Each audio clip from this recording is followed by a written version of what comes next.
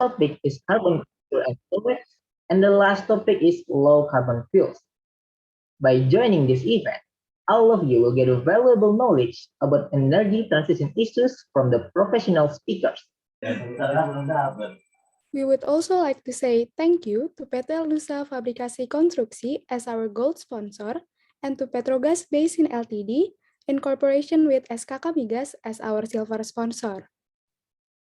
This event can also be done with the support of our media partner, Info Mahasiswa Indonesia, Webinar Nasional, Infokopedia.id, Petroleum.id, Info Lomba, Event Mahasiswa, migasid.com, and Event Campus.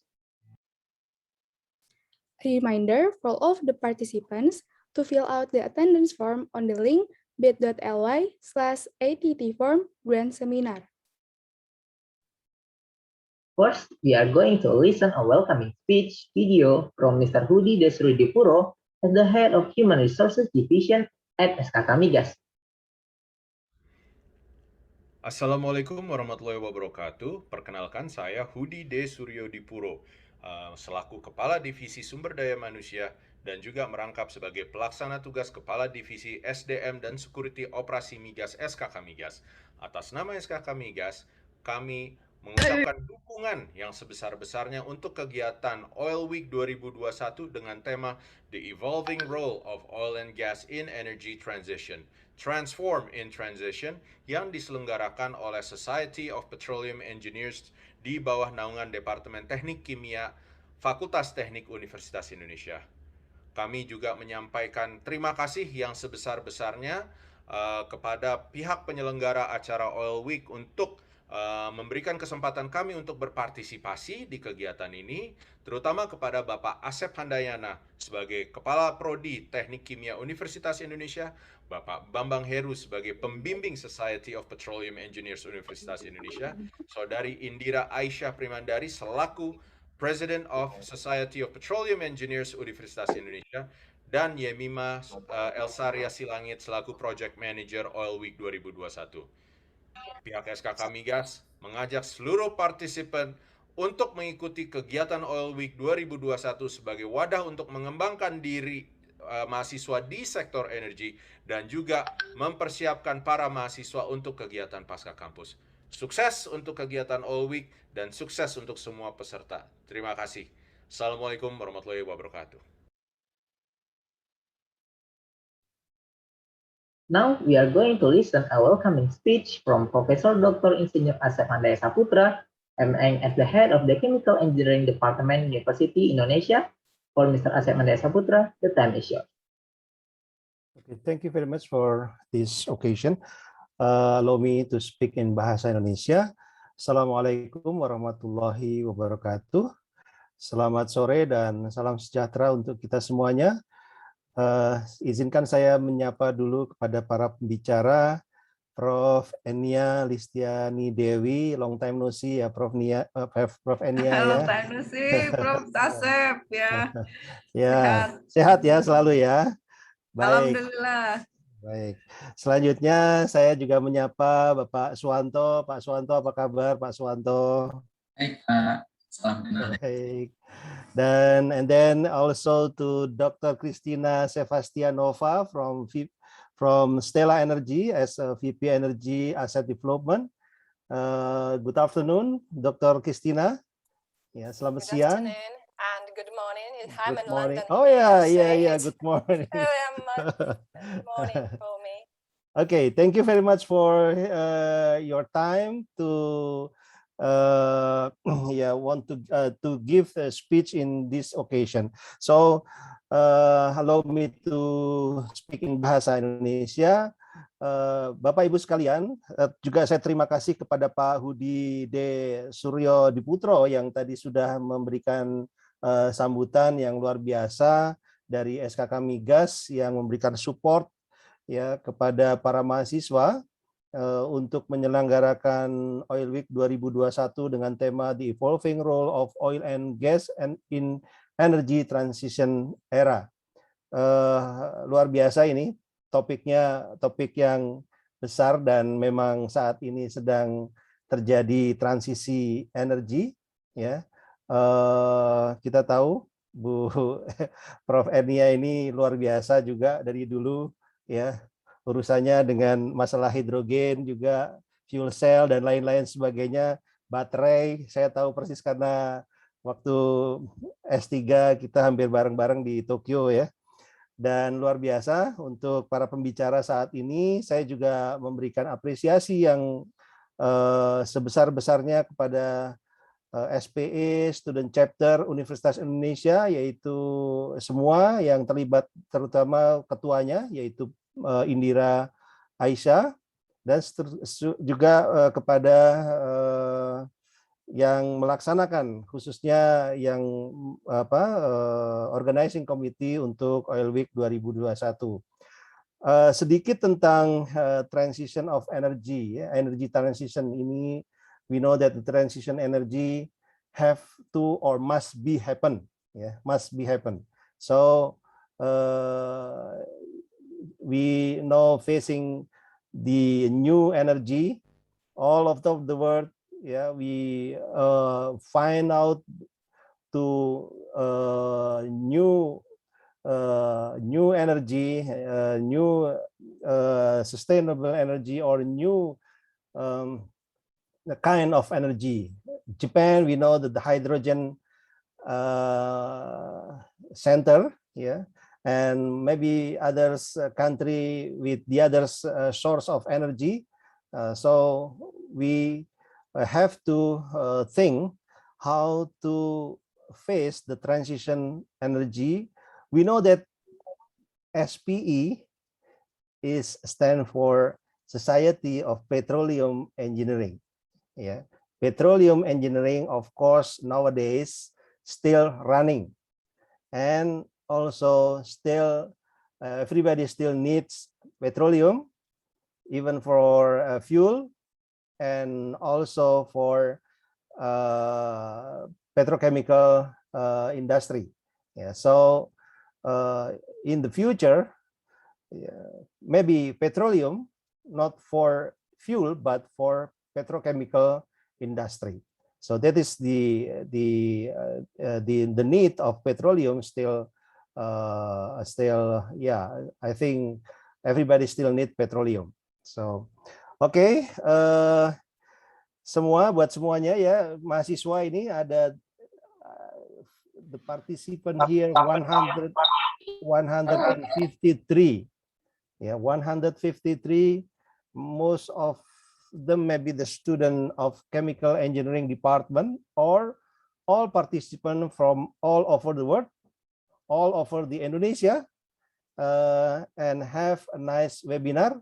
Thank you very much for all speakers who will give the knowledge to my student.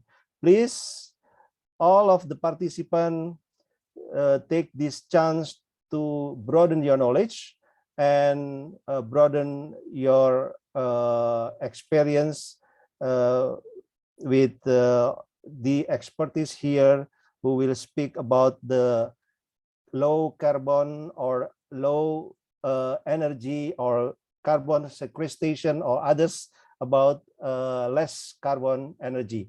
Thank you very much. Have a good webinar. To be success and keep healthy. Wassalamualaikum warahmatullahi wabarakatuh.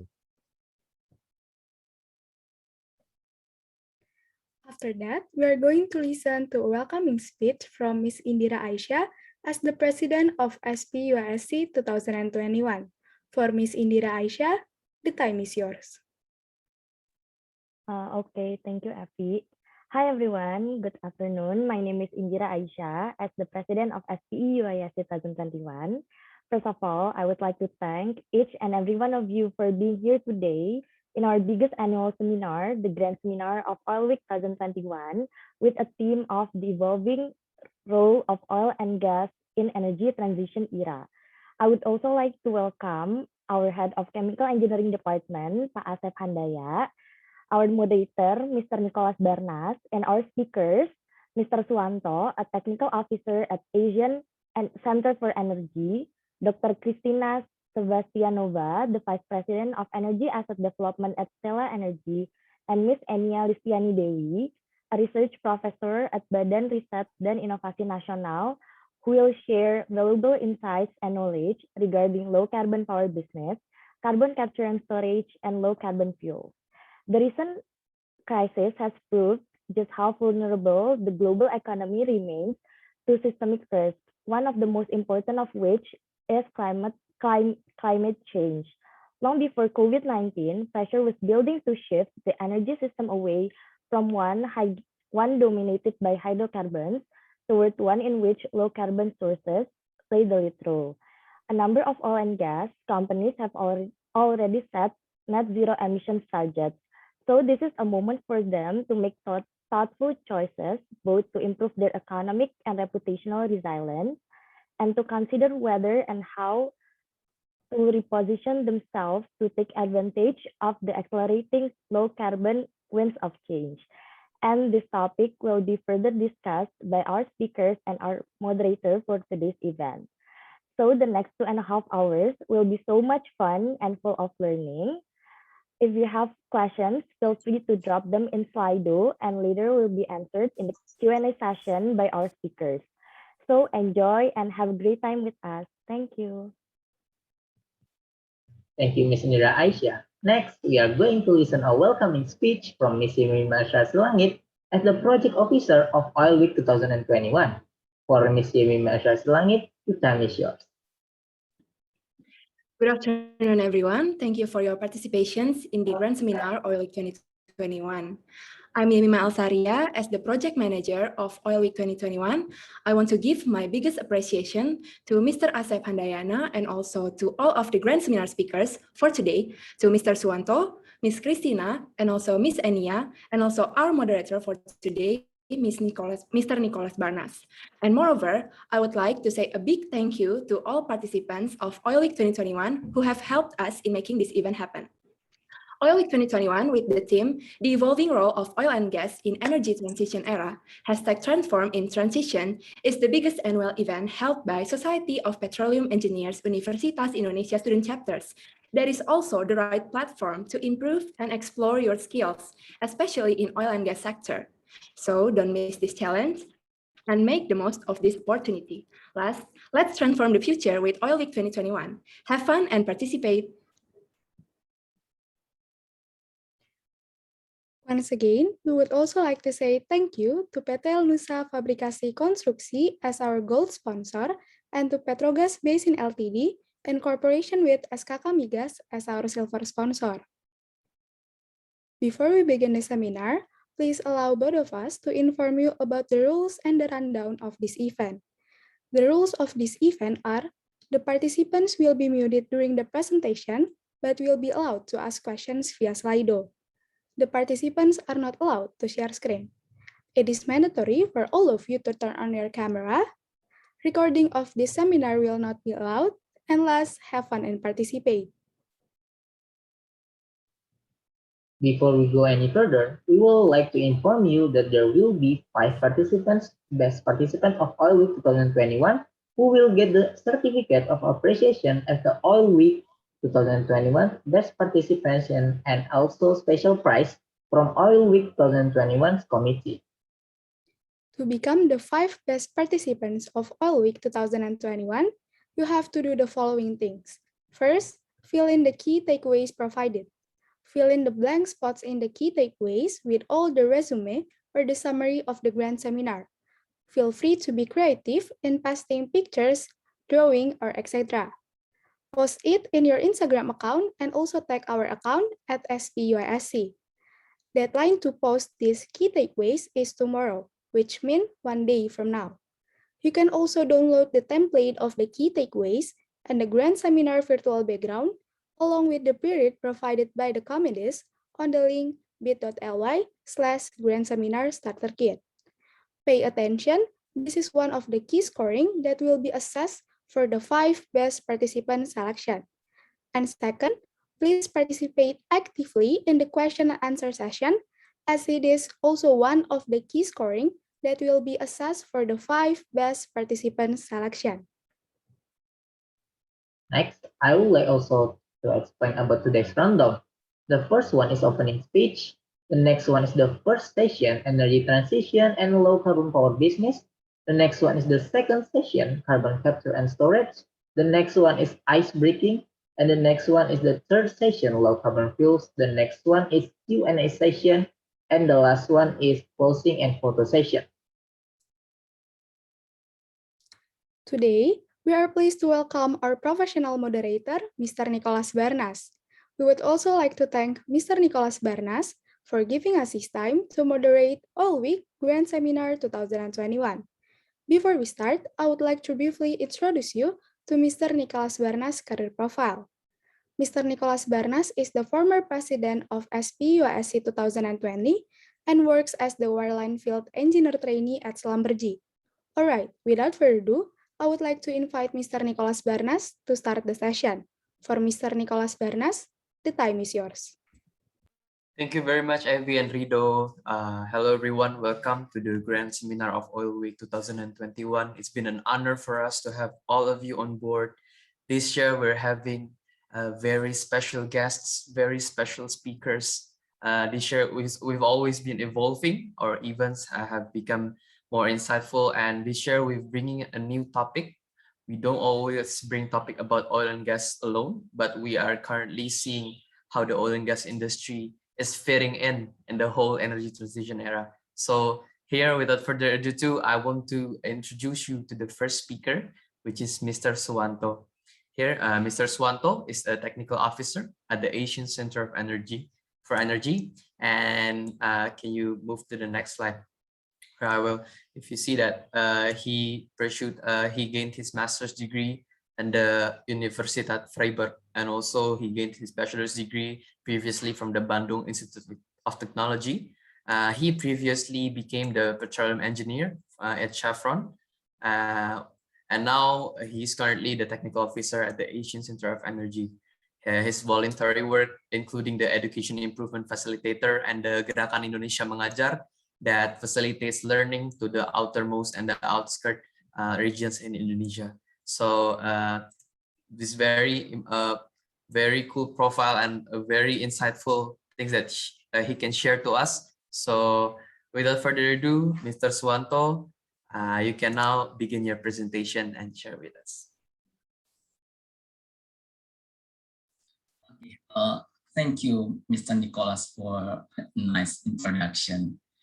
And Professor Asep Handaya Saputra, Head of Chemical Engineering Department of the University of Indonesia, Mr. Hudi D. Suryadi, Head of Human Resources of SPE Migas, distinguished speakers, and all the participants of this seminars.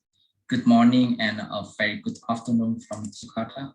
And on behalf of ASEAN Center for Energy, it is my pleasure to talk in front of you to bring the topic about energy transition. And it is about how is the past, current, and future energy landscape, and where are the renewable and non-renewable energy. Will fossil fuel compete with renewable energy in the future? So I'm Suanto, a technical officer of Power Fossil Fuel Alternative Energy and Storage Department of ASEAN Center for Energy. Will deliver the presentation for the next 30 minutes. Next slide, please. So before I dive deeper into the presentation, allow me to introduce about ASEAN Center for Energy, and please play the video. Next, just go. Okay.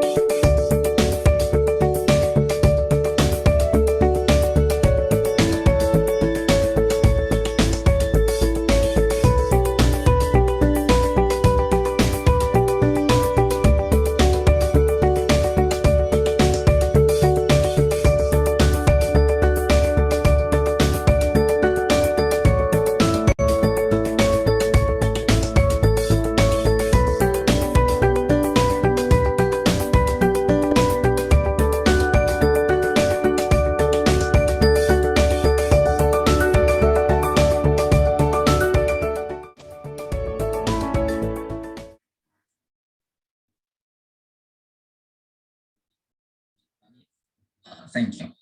So ASEAN Center for Energy, or ACE, is an intergovernmental organization within the ASEAN structure, and it's represent the 10 ASEAN countries in the energy sector. Our works are guided under the ASEAN Plan of Action for Energy Cooperation, and now is on this phase 2, which cover the program areas in all energy forms, from fossil fuels, renewable energy, and then electricity, nuclear, energy efficiency, and also energy policy. ACE has 3 main roles as the catalyst, knowledge hub, and also think tank. ACE works to strengthen energy cooperation within ASEAN region by providing platform for sharing, policy advisory, share best practice, and hold some capacity building. ACE also provide the service on data management, publication, and dissemination several studies to the public.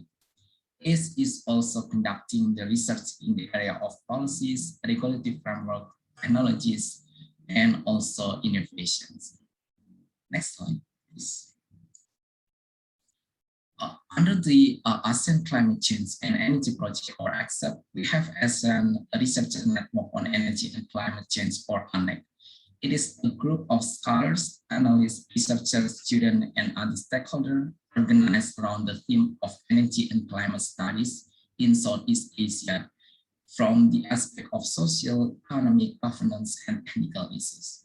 We have ANEC People Talk, a regular discussion among scholars about the published paper and articles on energy and climate change in Southeast Asia. We have also ANEC database to find academic papers on energy and climate change in various topics in ASEAN. You may visit the QR code for detailed information. And we encourage all students, researchers, and lecturers to join ANEC by completing the registration form. And you may scan the QR code for the registration. And if you have any inquiries, or you may also contact the administrator at Beni Suryadi at ASEANenergy.org. Next slide, please. Okay, to begin my talk, I start by showing you past and current global energy trend in the left figure.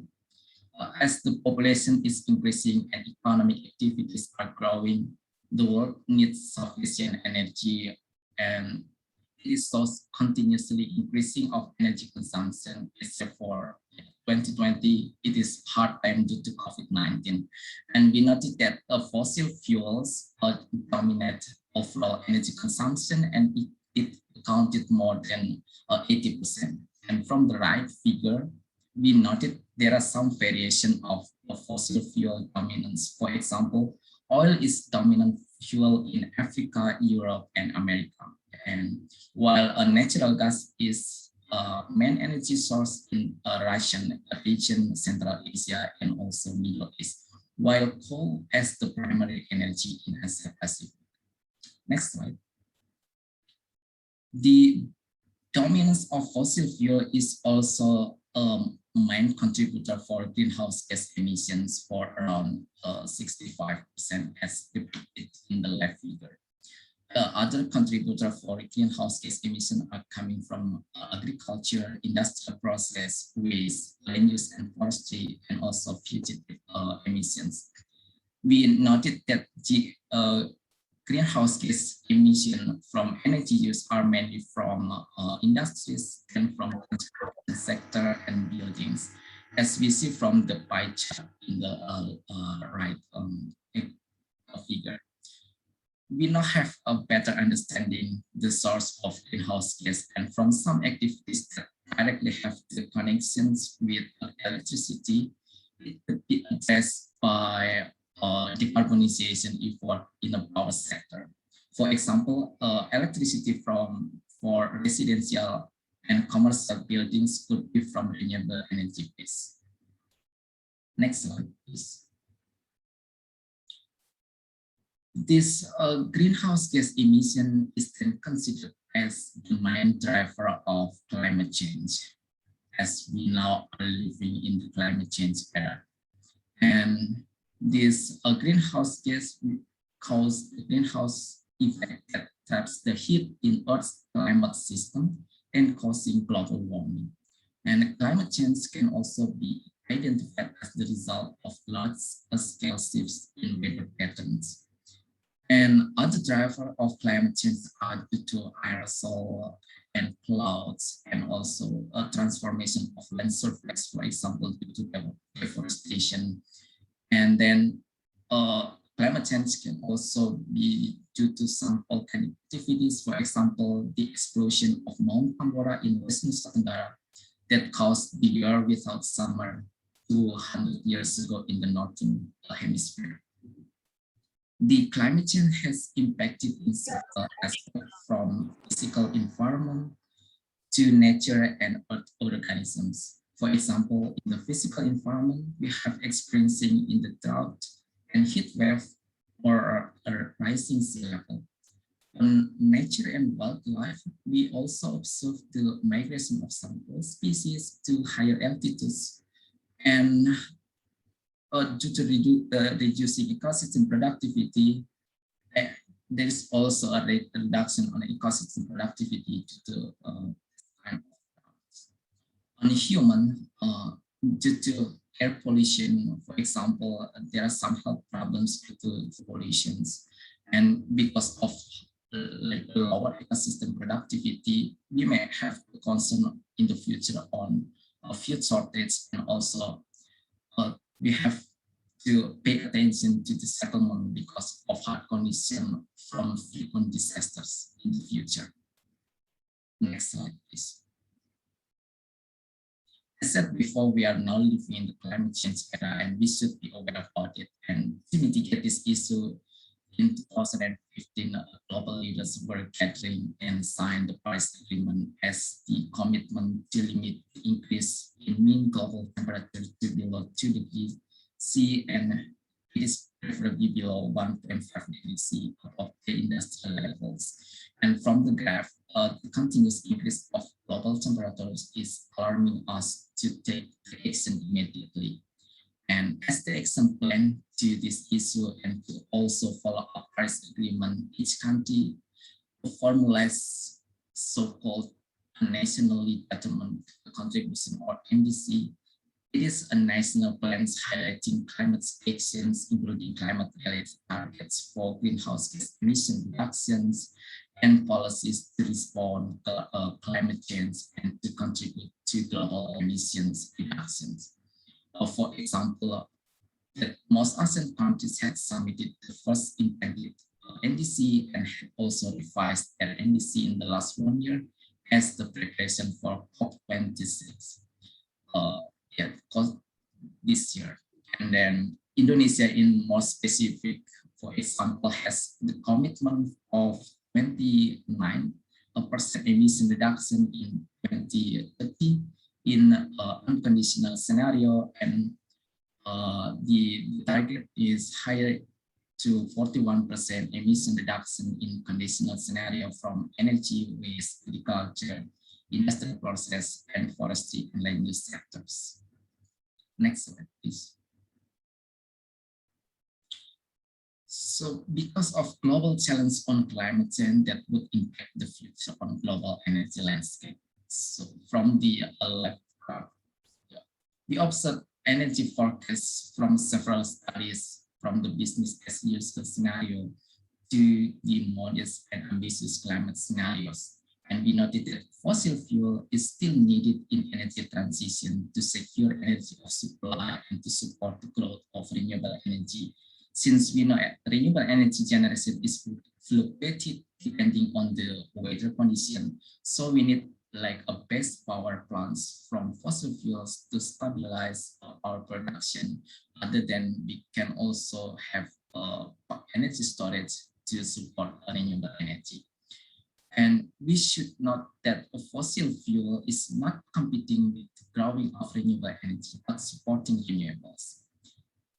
We see that natural gas is growing for all the scenarios, while coal use seems like decline in the coming decades across almost these scenarios. And oil itself is steadily in the most scenario and will be falling in most ambitious climate.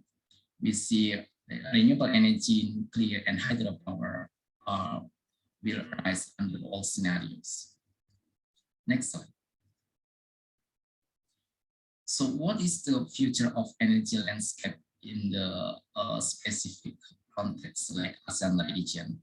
The Association of Southeast Asian Nations or ASEAN countries, 10 countries home to over 643 million people and have a combined GDP of more than 7 trillion USD.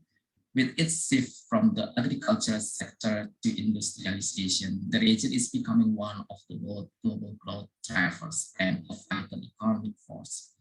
So due to its rapid economic growth, it is projected that ASEAN's regional GDP will reach 20 trillion USD by 2040, with an annual average growth of 5%. This will lead a significant rise in energy demand. And according to our study, the 6th ASEAN Energy Outlook, it is projected that the primary energy demand will double in 2040 compared to today's condition. And again, fossil-based generation is still expected to dominate the energy mix in the region to secure its energy supply, also to maintain grid stability to high penetration of solar and wind energy. And ASEAN countries acknowledge the need for transitioning into a low-carbon economy. Existing policies implemented by ASEAN members that have driven a significant uptake of renewable in past years and are expected to increase renewable energy installed capacity in the long term. Next slide, please. We have seen the past, current, and future of energy landscape, and it is clearly seen the changing landscape of a main energy source. This transformation is so-called energy transition, where there is a shifting in energy system from non-renewable energy base to renewable energy base. And from the figure, we see that in one of the studies, starting 2020, there are the changes on the share of energy sources. The renewable energy indicated by orange line is growing while fossil fuel are declining the share. And from this figure, we then can identify that from 2020s onward, we are in the transition era into clean energy world. And it is reflected by massive development of renewables as the primary energy. Next slide, please. In this slide, I would like to discuss about renewable energy since we already talked more in this term earlier. For you who already are familiar with renewable energy, this kind like a refreshing knowledge to you.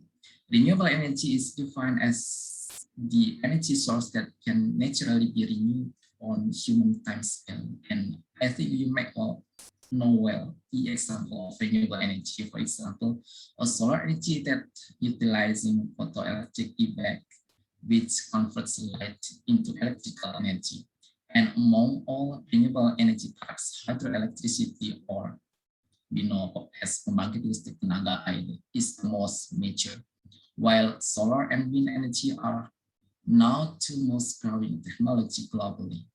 Other renewable energy sources are from tidal, geothermal, and also biomass. Next slide, please. In the last slide before, we defined solar and wind energy are the two most growing technology. We stated by looking at the levelized cost of electricity, or LCOE. LCOE itself is defined as the average cost of electricity for generating the electricity in the present value.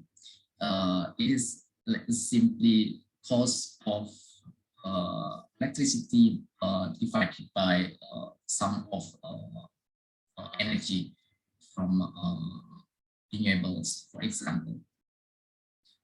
In the left figure shows comparison LCOE value of 2010 and 2020.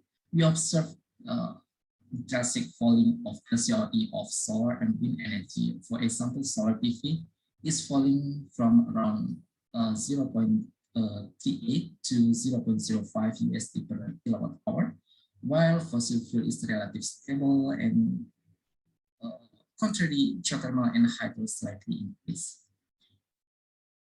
Spatial LCOE examine the spatial distribution of LCOE across the country or specific region.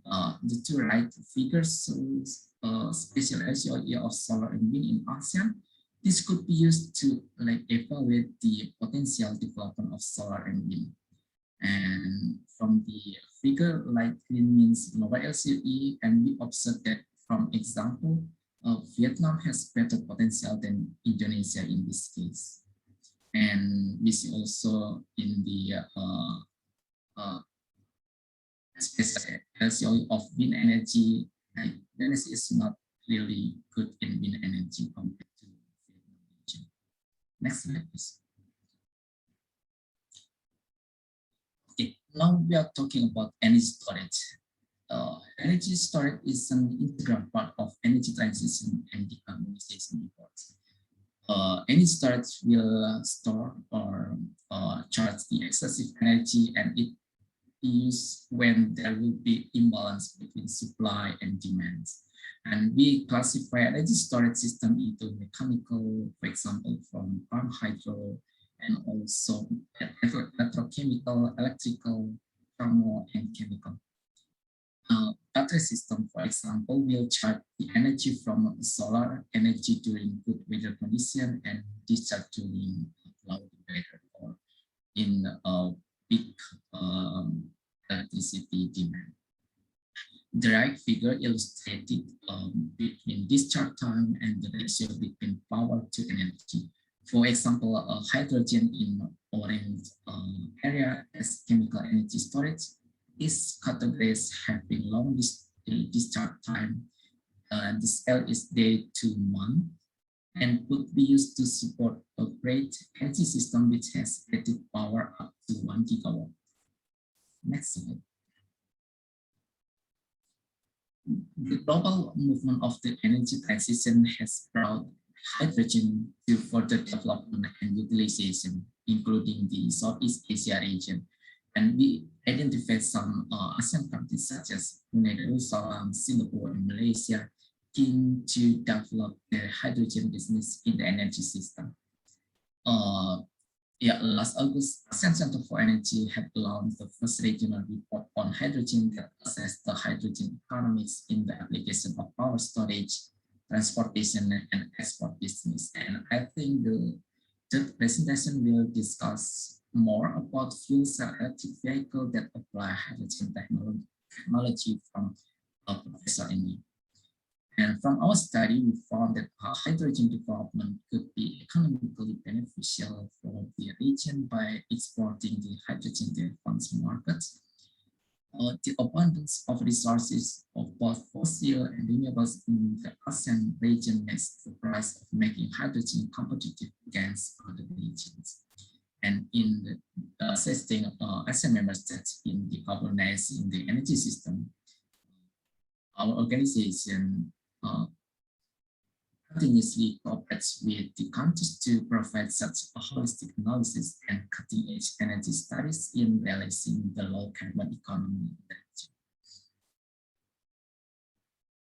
Next slide, please. The global movement of the energy transition also brings the role of natural gas to promote low-carbon energy transition. Based on some studies, coal and natural gas will still dominate the energy source in ASEAN in 2040, and however, ASEAN region has a plan to accelerate renewable energy deployment in the region. In this regard, natural gas showed the competitiveness to the coal to generate electricity in the energy transition era in terms of technical, economic, and environmental aspect. And first, that we noticed natural gas has the lowest carbon emission among other fossil fuels and almost no non-carbon air pollutant production.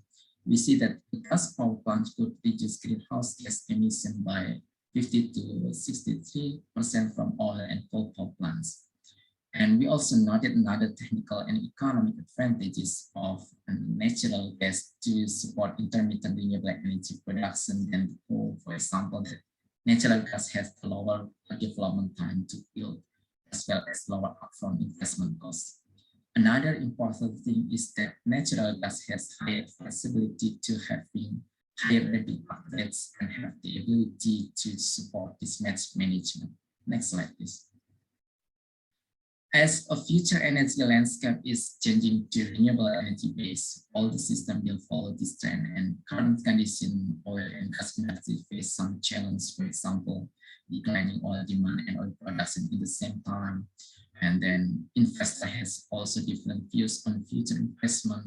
On the other hand, there are also public pressure to stop climate change by decreasing oil consumption, for example, while in the last decade we experienced fluctuating oil price. In this case, oil companies should have the transformation plan to adapt green business activities to develop a new business line. For example, companies has the opportunity to develop hydrogen technology since they have the source to develop green and blue hydrogen as well as for the infrastructures. As several companies has operation in the offshore, so they have the knowledge to develop offshore wind energy. There is also a big opportunity to enter power business, for example, operating solar or wind farms. And lastly, as the main activity of oil and gas industry is managing subsurface, they have the ability also to develop CCS or CCS to store carbon from fossil fuel combustion or to support blue hydrogen production. Next slide, please. In this slide, I'm showing you the example of several big oil companies' engagement with low carbon technologies as they respond to climate change. For example, the companies like BP, Equinor, Shell, and Total have already invested in clean energy technologies. For example, in solar, wind, biofuel, or electric vehicle, and also energy storage. But they also have already installed renewable and started all the amount of investment to develop renewable energy. Other companies like Chevron or Exxon have the plan of integration low carbon technologies in their current line business. For example, allocate the funding in low carbon emission technologies. Next slide, please. In earlier my presentation, Asia Pacific region is relying on coal as the primary energy and as the global pressure to reduce the emission from power sector. Several countries have the plan to reduce the emission from coal industry by applying clean technology. And one of them is by applying HELI technology or high efficiency low emission coal-fired power plant, which has the plant efficiency up to 50% or around 12% higher than existing power plants. It is important to improve the efficiency because every 1% improvement of efficiency meaning 2 until 3% reduction of CO2 emission. Other example of clean coal technology are operating lower efficiency coal power plants than co-firing coal power plants with biomass, and also application of CCS and CCUS as the coals. And also, as the coals pollutants are harmful to the human health, it is recommended to have better pollutant handling and mitigation. Next slide, please. We already talked about CCS and CCUS, and I will introduce the concept of CCS in this slide, and later we will learn further in the second presentation from Christina. And from the name, it is simply that we capture the carbon from sector, for example, they store the carbon into the reservoir. And as we inject it to the reservoir, we can utilize additional pressure to enhance oil production or gas production in the future. And CCS is now one of the hot topics in the energy community, as this concept is promising technique to reduce carbon emission from power and industrial sector. And other benefits are to support the development of high CO2 content of gas field, for example, in Ultimato. And CCS can be used to support blue hydrogen production. Next slide. Okay, this is my last slide. Then I ask you whether you are ready or not in the energy transition. It is because the youth will play a significant role in the future development of energy transition. And it is projected that renewable energy will create more than 42 million of we call green jobs by 2050. And also you may aware your position as agent of change and as a bridge to pursue better living conditions in the future. And some possible action that you might take to be ready in the energy transition era are raise your awareness of climate change, energy transition, global and regional energy trend, and enhance your theoretical and practical knowledge. So you could apply your knowledge in the form of innovations, research, or real product of energy. I think that's all, and good luck to your future. See you on top, and thank you for your kind attention.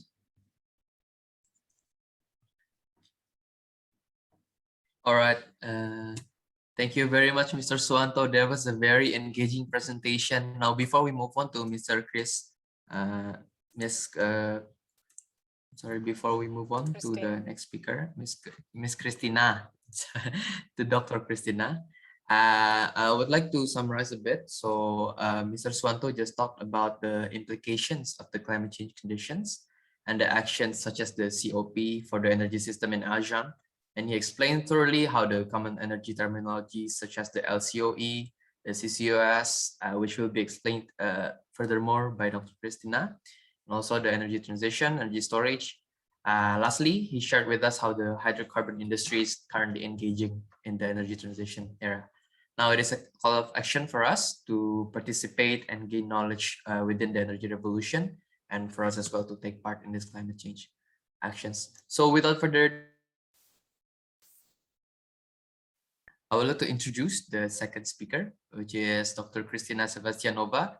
Now she gained her PhD in the technical science, development, maintenance of oil and gas fields, and the Institute of Machine Science of the Russian Academy of Sciences. And she previously obtained her master's degree at the Moscow Institute of Physics and Technology. Now she gained a handful of experience in Rosneft. Now Rosneft, guys, is the biggest oil company in Russia. And furthermore, she's now engaging as the vice president in the energy development in a company called Stella Energy. Now, without further ado, Ms. Christina, Dr. Christina, the stage is yours. Thank you very much for such a wonderful introduction. And I would like to say that I'm really happy to be with you today. And I would like, let me share my screen. I would like to talk today about the carbon capture and storage and how oil and gas industry can help.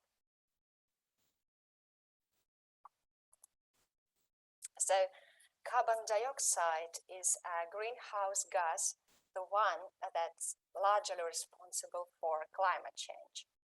And the Paris Agreement refers to holding the increase in global average temperature to well below 2 degrees C, above the pre-industrial level. So what can we do? Well, first of all, we can do nothing about that. So this is often called as a business as usual scenario.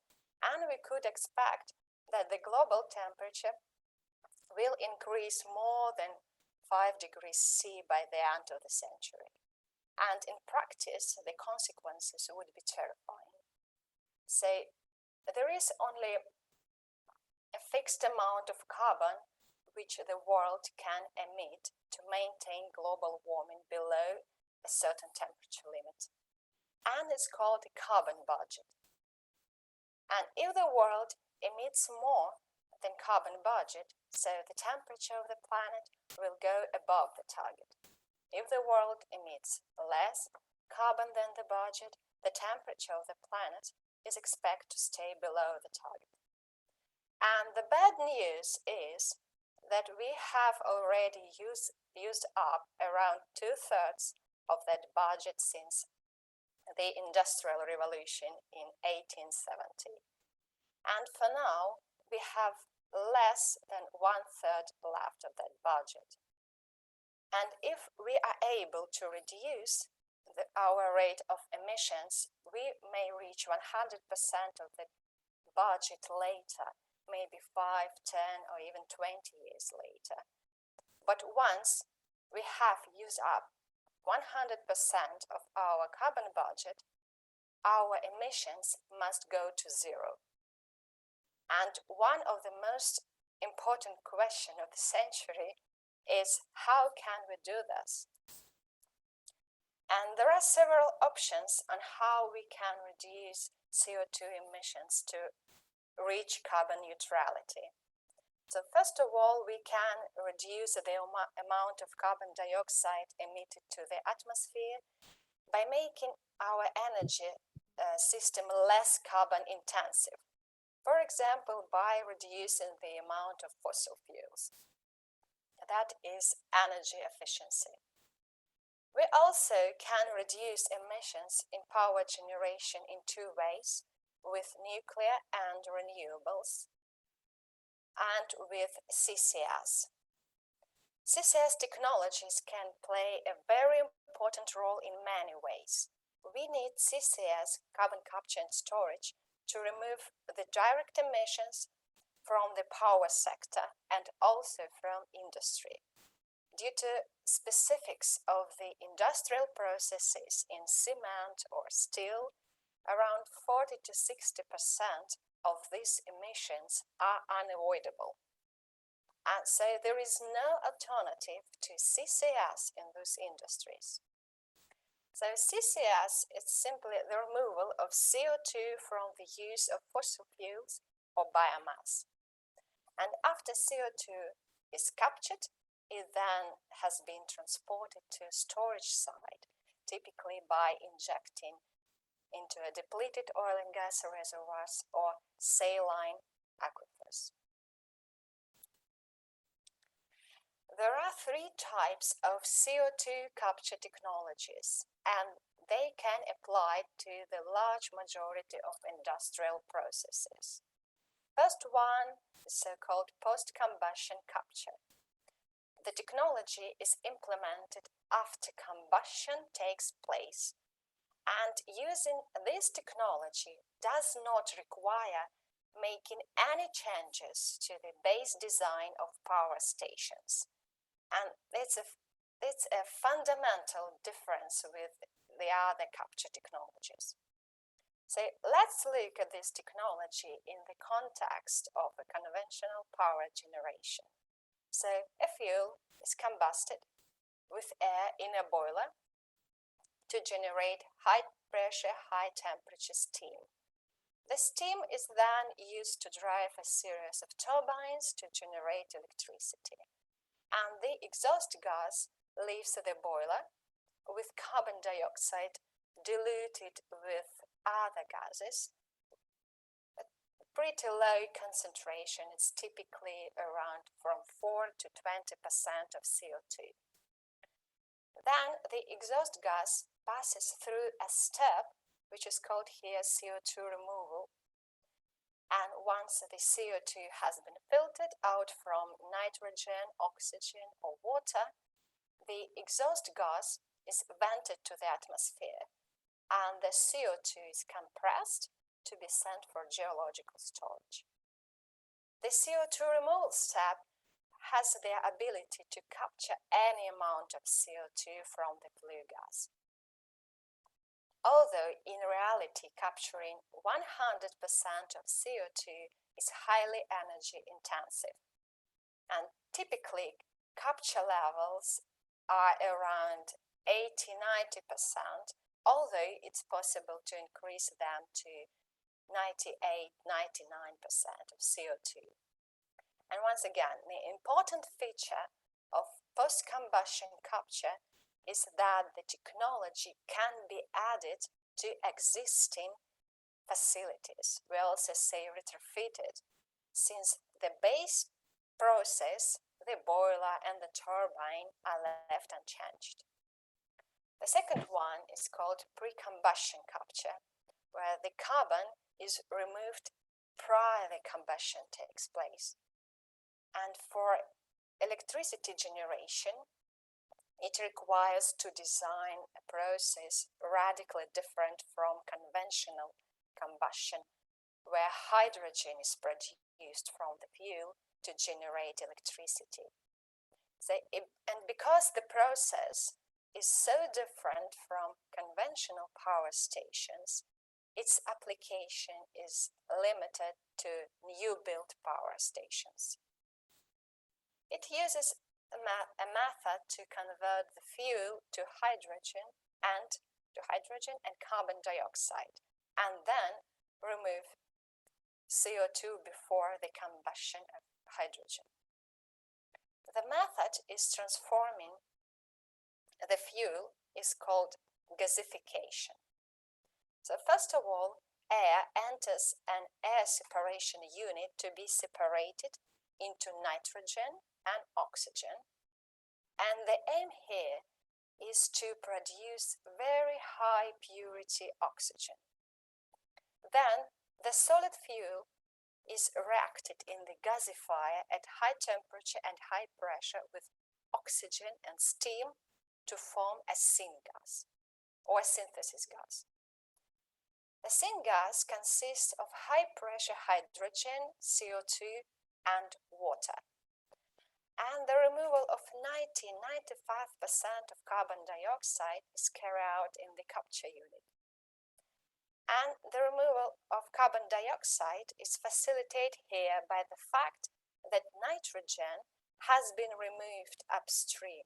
So it has been removed before, and it's not present in the system here.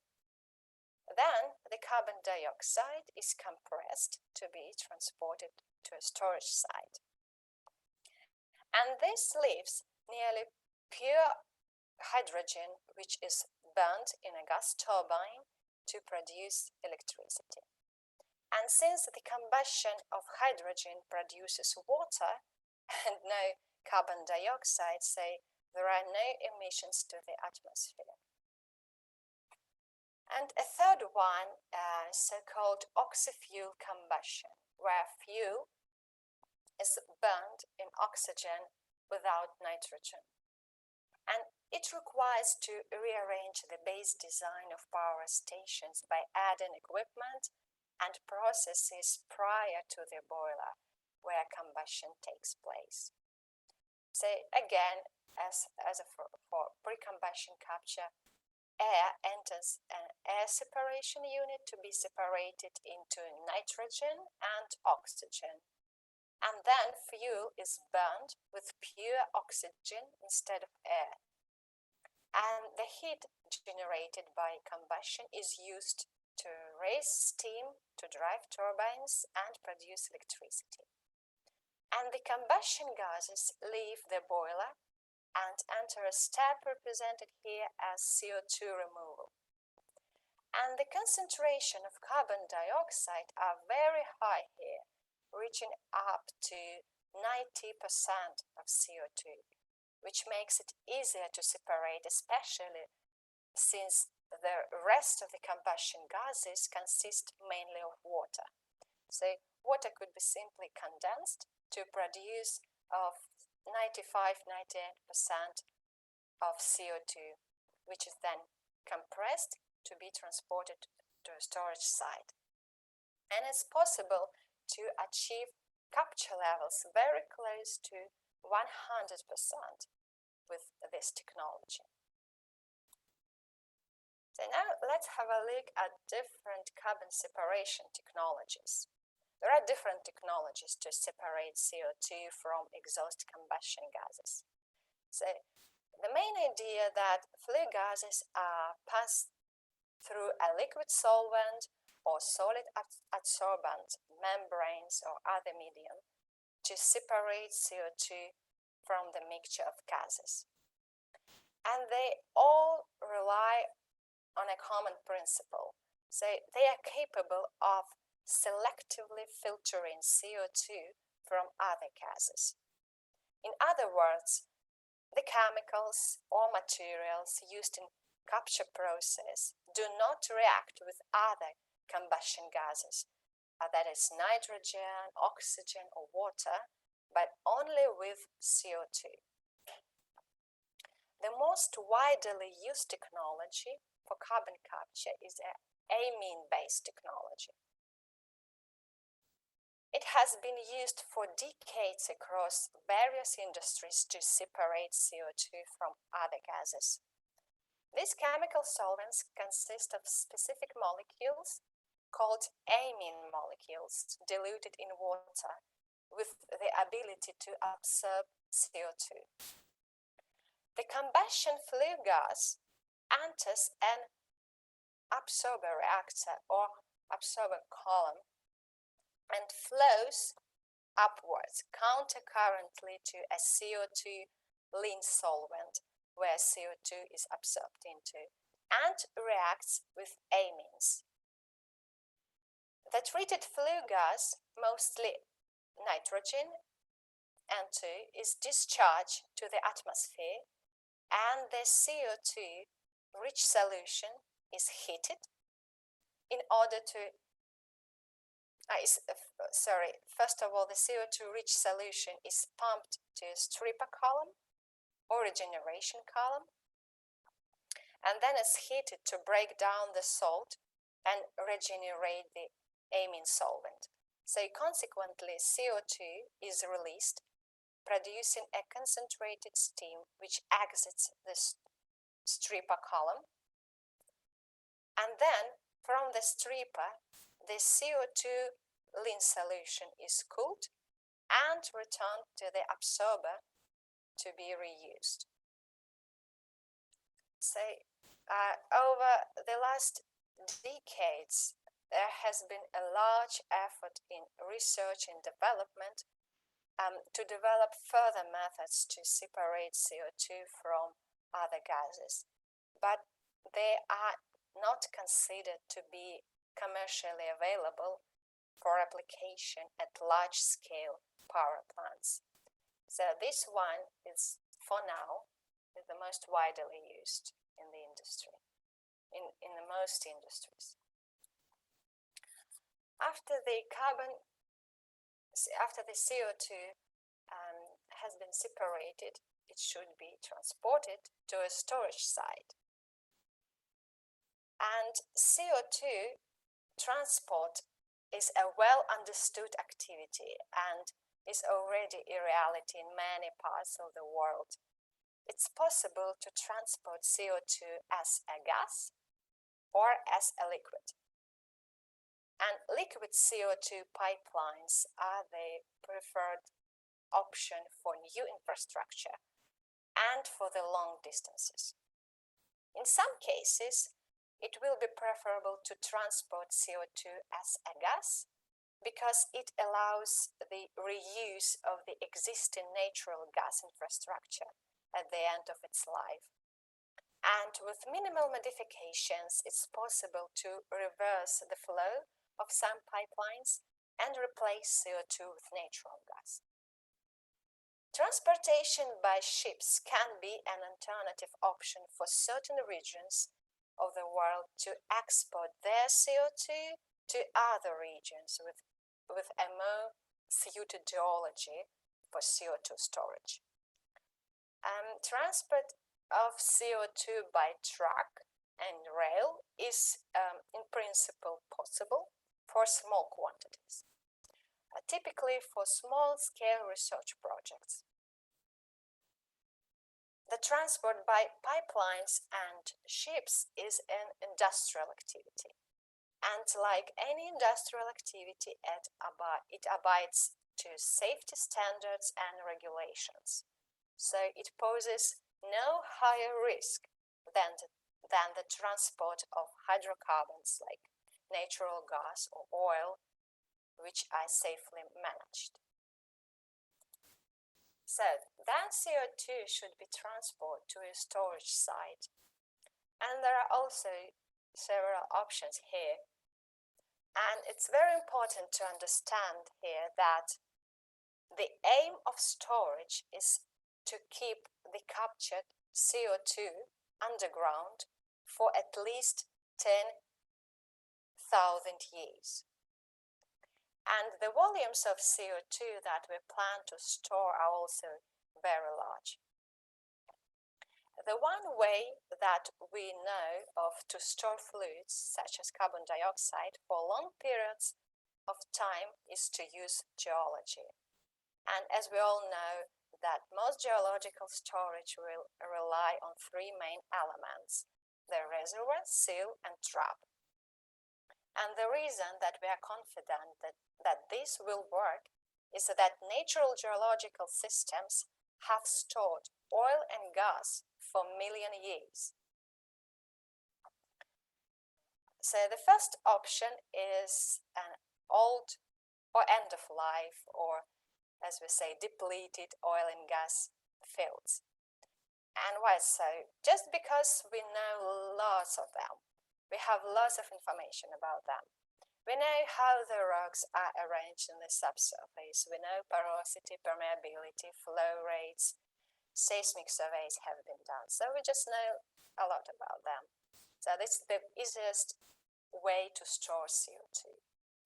A second option is that CO2 can be used for EOR, enhanced oil recovery, because it mixes with the oil and it helps to push the oil towards the production wells. And an important point is that the majority of the CO2 that is injected is permanently trapped underground, even though the aim is to recover oil. And a third option is to use a saline aquifers. While oil and gas fields have the capacity to meet global CO2 storage requirements, their geographic distribution across the world is relatively limited. There are many places where the distance between a CO2 source and the nearest oil and gas field is large, increasing the cost of transport. Say, saline aquifers have similar rock formations, but containing poor quality water instead of hydrocarbons. And they are much more widely spread. And the big advantage of the saline aquifers is their size. They're really huge, and they're literally everywhere in the world. But the disadvantage is that we don't know much about them, because oil companies only invest money in generating data for the subsurface where they find oil and gas. If they drill and there is no oil and gas, they just stop collecting data. Say the aquifers. We have very little data about them. So we discussed how main capture technologies. We discussed how CO2 can be captured. We discussed how it can be transported and where it can be stored. Let's now have a look at the different trapping mechanisms for CO2 in the reservoir. The first one, when carbon dioxide, because carbon dioxide is being less dense than the formation fluid, it will rise buoyantly until it encounters a cap rock. And trapping mechanism by such a seal is called structural or stratigraphic trapping. And this mechanism is very important because it prevents, first of all, the leakage of CO2 through the cap rock during the time required for other trapping mechanisms to come into effect. A second trapping mechanism is that the carbon dioxide begins to dissolve in the water that's already down there. And when the carbon dioxide is dissolved in the water, it's no longer buoyant, it's not trying to escape. And in fact, with time, it may even sink further down into the earth. A third trapping mechanism is that CO2 is going to push the water out of the way, making its place in that porosity, and in doing so, it's going to become trapped. This is known as a residual saturation trapping, and it's very important for geological storage of CO2. And there is one more trapping mechanism. Some of the CO2 may react with rocks, forming solid minerals. However, it's a very slow process, and in practice, mineral trapping, it's called mineral trapping, commonly can be ignored as a significant storage mechanism.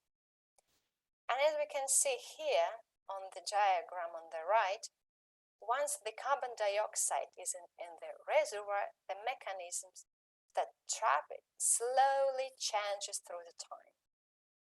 And all these mechanisms allow safely storing CO2 underground for many, many years.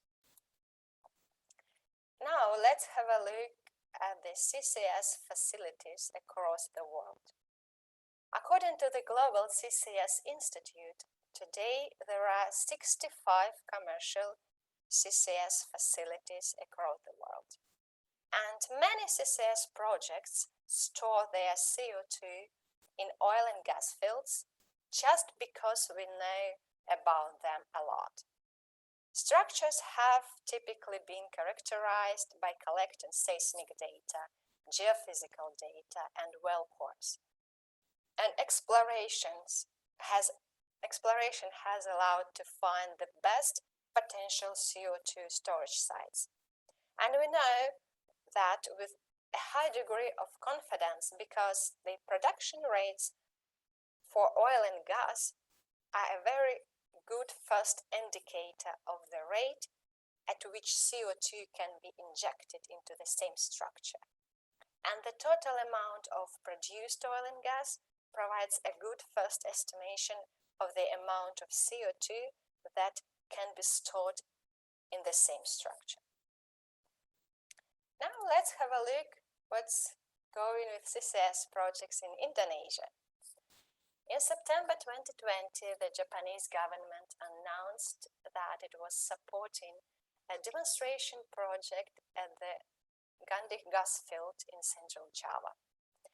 And when it starts up, it will be Indonesia's first CCS project. And one of the main focus area of the funded studies is to determine the best geological CO2 storage location based on geological and geophysical data analysis available for this gas field and surrounding areas. And the plant project will inject around 30 tons of CO2 per day, or a total of 20,000 tons of CO2 over 2 years. And based on the calculation of storage capacity and simulation results, the plant's CO2 injection is much smaller than the available storage capacity. So there is a significant opportunity for scale up of the project. And according to the Global CCS Institute, the global storage, and we can see that Indonesia has significant storage capacity, by the way. It's even more than China, Russia, Canada, and Brazil. So there is a significant opportunity for scale up of the CCS project in the region. You can literally help your neighbors to store their CO2 in your territory. And this is my last slide, and I would like to discuss how oil industry can help CCS industry. Oil and gas industry it's very important to understand because it has all the right skills, experience, knowledge, and assets to develop a profitable CCS industry. So we can borrow a lot of experience and expertise from the oil and gas who have been exploring underground for decades. And a very important point is that we are using natural geology to hold the CO2 in the ground. And oil and gas are quite similar to CO2 when it's underground, because both are less dense than the water that otherwise fills the porosity. So we can expect the CO2 to behave similarly. Of course, CO2 is not an oil and gas, and a lot of work has been done to understand the differences that we can expect. Also, we are using techniques that have been developed and tested by the oil and gas industry. And oil and gas industry has decades of experience in moving and injecting huge quantities of liquids, including CO2, into the subsurface. And they are also experienced in monitoring their reservoirs, and we can use these technologies too. So in the basic terms, CCS is like the oil and gas life cycle in reverse, because CO2 is isolated from other gases in a flow stream, compressed, transported, and then injected. And once CO2 transport and storage infrastructure is in place, it doesn't really matter where the CO2 comes from. This means that a whole range of industries can use it to take away the CO2 produced by their operations. It also doesn't matter which country the CO2 comes from. Once transport and storage infrastructure is in place, the subsurface becomes a resource that can provide storage services for the neighbors. So the skills and experience from the oil and gas industry will be crucial in developing CCS. And the growth of the CCS industry will enable a transition from oil and gas. So I would like to emphasize at the end that this is not the end of oil and gas era. This is just a natural evolution of the oil and gas industry. And you, as a newcomers to this industry, I'm sure you will work with CCS projects. Thank you very much for your attention. All right, thank you very much, Christina. That was a very engaging and insightful presentation with all of the emphasis on the right things. So I would like to summarize a bit what Dr. Christina just presented. So she just presented to us about the climate change terminologies, including the CO2 abatement processes and the CCS projects, and also the skills needed for the oil and gas related major students. Now for the climate change, she already explained about the carbon budget, how the global warming projections could change by the way we react to this climate change with climate change actions, and also the ways to reach the carbon neutrality. For the CO2 part, she shared about how the CO2 separation, capture, and the storage options and the trapping mechanisms can lead to the successful CCS projects. And lastly, she shared to us how the CCS global projects and the CCS projects in Indonesia are unfolding. And I think the last is the quote that she told us about. This is not the end of the oil and gas industry, the era, but this is rather a natural evolution of the industry, of us adapting to the current climate situation. So thank you very much, Dr. Christina. For the next, we're gonna hear the presentation from Ms. Eniya Listiani Dewi. The next speaker is Professor Eniya Listiani Dewi. She obtained her Doctor of Engineering in Applied Chemistry from the Waseda University. And previously, she earned her master's and bachelor's degree in the same alma mater. Thank you. And then she also has extensive experience as the head of the Renewable Energy Division at BPPT. And she continued as the director of the Center for Materials and Technology. Now she's currently the research professor at BRIN. But I believe she also have some explanation about what she's currently doing with a lot of associations she joined. So without further ado, Prof. Eniya, the time and stage is yours.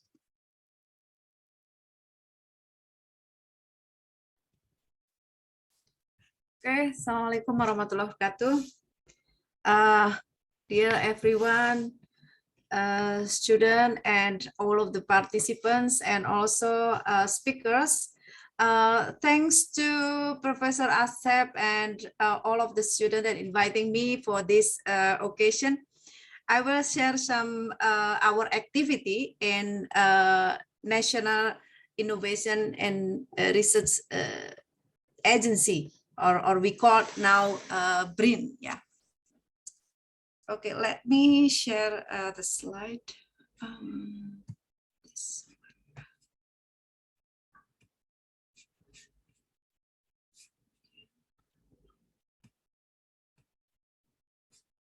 Okay. Today, I will talk about how we can achieve the low carbon fuel with the many examples of our activity. And I do believe that you are all also addressed from previous speakers that most of the, if we're thinking about the energy of Indonesia, we don't think just one topic of the energy, but we must combine all of the the energy that we can contribute in, especially in our country. We have so huge islands and huge people and also culture, and nevertheless as resources. So I give you the example of Jakarta pollution that we had every day in Jakarta. University of Indonesia is also located near Jakarta, but it's include Jakarta. And we know that during the pandemic, the COVID-19 show us that we can see the clear blue sky in Jakarta, and we can breathe easily and nicely when the COVID is coming. So comparing to the old Jakarta, maybe now, but we know that all of the Jakarta is polluted by the carbon, and we got a very high emission in Jakarta. So how about the challenge and opportunity of renewable energy in Indonesia? If we want to talk about the new and renewable energy, we must consider about the infrastructure, we must consider about the market domination, also the political will, and also investment challenge. So previous speaker talked about the carbon capture storage and another fuel and that we can contribute in our country, but we must consider about the investment. So I will show you about the activity of Indonesia government right now, that we go to achieve net zero emission. So many ministry in Indonesia, led by Ministry of Energy and Mineral Resources, we commit to the Paris Agreement and energy sector commitment. So we have to reducing our GHG emission according to the national determination contribution by 2030 is 29% by our own and 41% by international assistance. But can we achieve this? That's a big question for us. So all of you must thinking about this. So now we just only get the fact, the fact of renewable energy contribution is just only 30% calculated by BRIN, by BPPT, but you can also download it, the Energy Outlook, at our website. And the government target is 23% in 2025, and then we have a new commitment of the Paris Agreement. So we must thinking about how we can achieve the net zero emission that already set up by the energy and mineral resources. So if we see the sorry.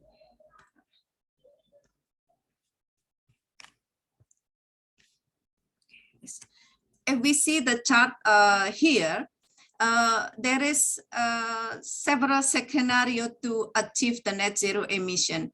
Scenario by Ministry of Energy and Mineral Resources is we can achieve the NZE by 2060. So we must stop the power plant. We must added the nuclear power plant from 2040 or 2045, and we must also adding the carbon capture storage that you already know, and this is in the scenario if we can achieve the NZEN on 2060.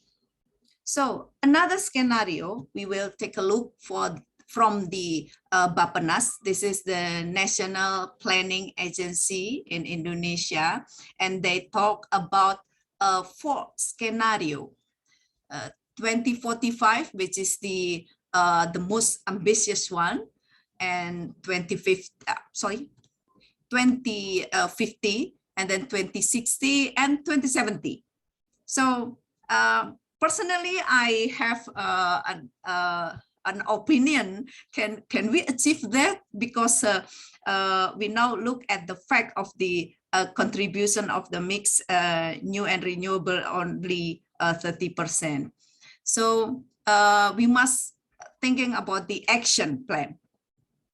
Another ministry, comparing to the another Ministry of Environment and Forestry, they also have a scenario to achieve the net zero emission. You know, not only the Ministry of Energy, they're thinking about this, but National Planning, also Ministry of Environment and Forestry, they have planning to achieve net zero at 2060. But after the Energy and Mineral Resources decide by 2060, they also recalculated again about the low carbon policy. The first, we must thinking about the peaking emission. The peaking emission calculated by Ministry of Environment Forestry is in 2030. So we can achieve the net zero at 2070. So if we can achieve the peak emission right here, and then we can go to the net zero at 2070. So what is the action plan? Another public opinion said that the long-term strategy to being carbon neutral is possible to be 2050, but we must consider about the investment, and the industrial sector must be have a huge action plan to lowering the emission. So this is what I talk about the energy outlook of BRIN, and the fact of the NRE is calculated at 13.6%. So if we thinking about the energy consumption, especially in Indonesia, we divided to the several sector, but the most contributed sector is transportation and industry. So you know, in the first slide I show you the pollution in Jakarta is we know that the transportation sector is very huge contribute to emission, and we're thinking about the industrial sector also. So now the government act thinking about the two sector to reduce the emission. And according to the National Energy Council, it's National Energy Council, Dewan Energi Nasional, they also thinking about the net zero emission. And now they are calculated about the how we can choose the nuclear would be the option to go to the net zero. If we not choosing the nuclear, so we cannot go to the net zero emission. And they also talking about the hydrogen. The hydrogen is a key future for the energy system. So in the National Energy Council, they already committed about these two, about the hydrogen, and the second one about the nuclear power plant.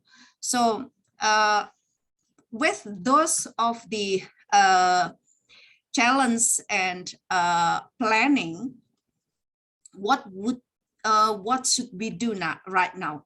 So we have many potential, many resources in Indonesia.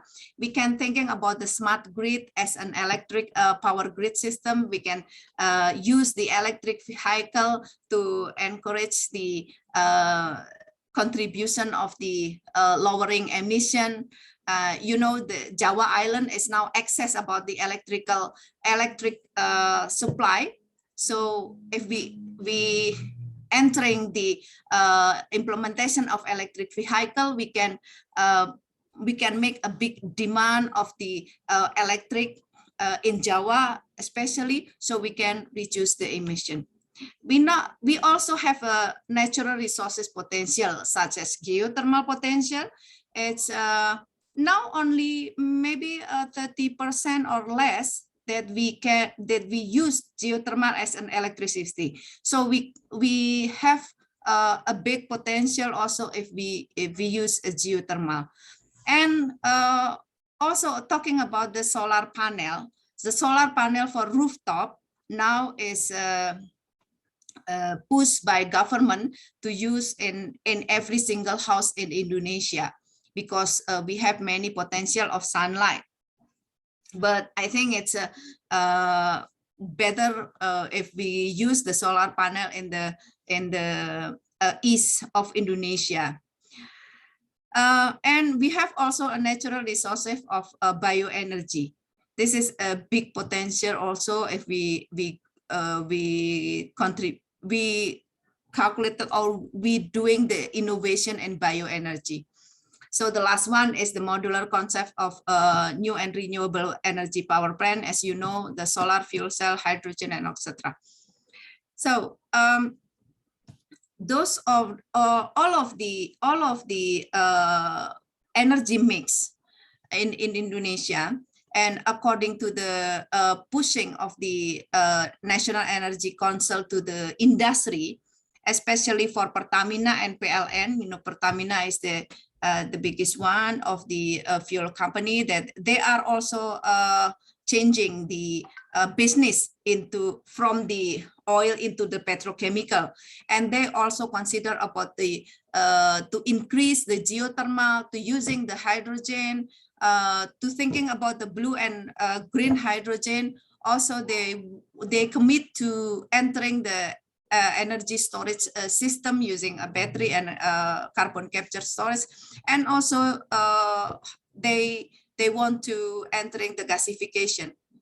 Other is a green refinery, bioenergy, and so on. So this is the portfolio of the Pertamina. If we see the PLN, we see also about they also calculated to how to go the net zero emission on 2060. So this is the perspective of the industry. They are very have a very good planning, but I think we must support this, and one PLN and Pertamina make an action plan, a real action plan to realize this planning. So they also want to retirement schedule of the coal power plant because they want to commit to the carbon neutral at 2060. And if we show the, I will take a look at the detail of planning of the PLN. They want to develop the new and renewable energy power in 2025. 2025, we must contribute to the 23%. So they want to achieve this target. I'm so sorry. They want to achieve the 23% renewable energy. What they can do? they must changing the new renewable energy capacity. They must add another 70 gigawatt to achieve the 23%. So how they can achieve that one? They increase the geothermal demand, and they increase the solar, and they are not thinking about the base load of the 1 gigawatt in electricity. So if we look that both biggest national state-owned company in Indonesia, they consider about the net zero emission. So Indonesia must have a real action to a step forward to NZE. We know that the biodiesel program is already in the market. We must adding not only B30, but we go to the B50 and so on. So in the industrial sector also, we must thinking about the co-firing. Co-firing from on existing steam power plant, we can also use the biomass to make a co-firing with a coal, or we also make an action of about refuse derived fuel, which is we can change from waste to fuel, yeah, and increase also the gas, biomass, and to contribute the NRE. I'm also agree to stop the coal steam power plant for total 53 gigawatt by 2025 or 2045. And also I do agree with Christine, with previous speaker, that carbon capture storage must be used on the utilization and also in industry. And the last one, I'm also share with you about the blue and green hydrogen. This is also a big potential to reduce the emission on the utilization and also petrochemical industry. So, because the audience is student, I will show you the results and the innovation support to the NZE at the Agency for Research and Innovation that we call BRIN right now. So we have a topic on biofuel, on biogas, energy plantation, geothermal, smart grid and renewable energy park, and also electric vehicle and green hydrogen. So from the last section of my talk, I will show you about our activity. In the perspective of green fuel energy, we know that our Indonesia have huge resources, a huge abundant resources, and huge area to cover. So what we do is we initiate a new program, we initiate the new technology, and then we deliver to the industry. So we want industry, the people know about our activity and increase the capacity of this research. So for example, we have a biogas power plant at Riau. This is in the North Sumatra. And then we have also biocrude oil power plant that we can change the biomass into the biocrude oil. And we have also the biodiesel implementation program with the energy and mineral resources. Now we have a program to escort on transportation and distribution, because B30 now have several problems if we implement it in the heavy duty vehicle or implemented on the transportation of train. Yeah, we have a problem of water content. Also, now we moving to how we can solve those problems. And we have also the energy plantation program. So we know about the B30 is mandatory on 2020. So and there is so many, I'm sorry. There is so many action about the B30 implementation.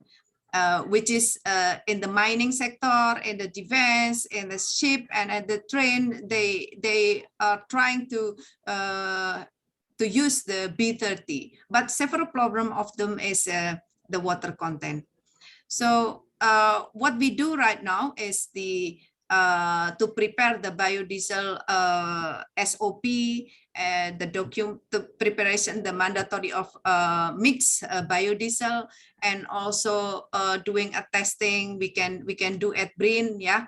And if we take a look for all of the industry, PSO and non-PSO, they want to try to use the B30 or even B40 right now. So another program of our activity, another from the biodiesel, is fluid catalytic cracking. We want to make a new gasoline, a green gasoline. We go to the new green gasoline, because in the diesel, Indonesia Indonesia is not imported solar or diesel again, yeah. But we still import the gasoline. So on the research sector, we must push the green gasoline innovation and supporting the program of Catalyst Merah Putih, and we want to use another resources of biogas as a raw material. So if we're talking about the biofuel, if we're talking about the bioenergy, we have also study on the energy plantation, because if we cannot manage the stock of the needs for the energy, we cannot have a competitive price of the resources. So we now have a study the energy plantation, and then how we can create a new job from energy plantation. So this is the example of our activity. This is just a picture, but you can see the contribution of the industry is a very good example is biogas in Riau. So we have also new innovation to using the stir reactor. We can use the biogas from waste pome. Yeah, waste pome we can convert it to the biogas, and then we can go to bio CNG in next year.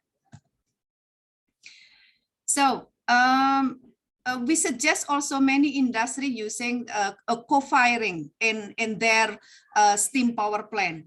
So few of our researchers have collaboration with the industry and try to make a co-firing on the steam power plant. This is reduce the investment and also make a profit to the industry. So we have also collaboration with the Japanese university, Gunma University. We're developing the biogas gasification process using the biomass, and then we can collect the syngas. We want to use the syngas to convert it to the methanol and diesel fuel. Also, we can use the byproduct for the fertilizer. You can see this equipment at Serpong. We are all welcome you to join us. And this is the slide of the energy plantation that that Ministry of Energy and Mineral Resources agreed to our recommendation about the energy plantation must be more than 15 million hectare in Indonesia. Then we can save about the price stock of the bio resources. So changing to the from the bioenergy to the renewable energy in the sector of electricity, I will tell you about our activity from the sector of electricity. We're doing the geothermal, and also we manage the smart grid on our research location at Serpong. You know that we have solar panel at Serpong, and also I heard University of Indonesia have also tried to make a solar panel in the lake, right? My team is also talking with the University of Indonesia about this smart grid system, and we have also location at Baron, and we have also at Sumba. So many of these collaboration system show us that photovoltaic is it's a good renewable energy that we can implement it in Indonesia, but we must consider about the intermittent electricity. Now we can combine to the another resources. So talking about the geothermal, we have two facilities. We can this is the like a teaching industry, yeah.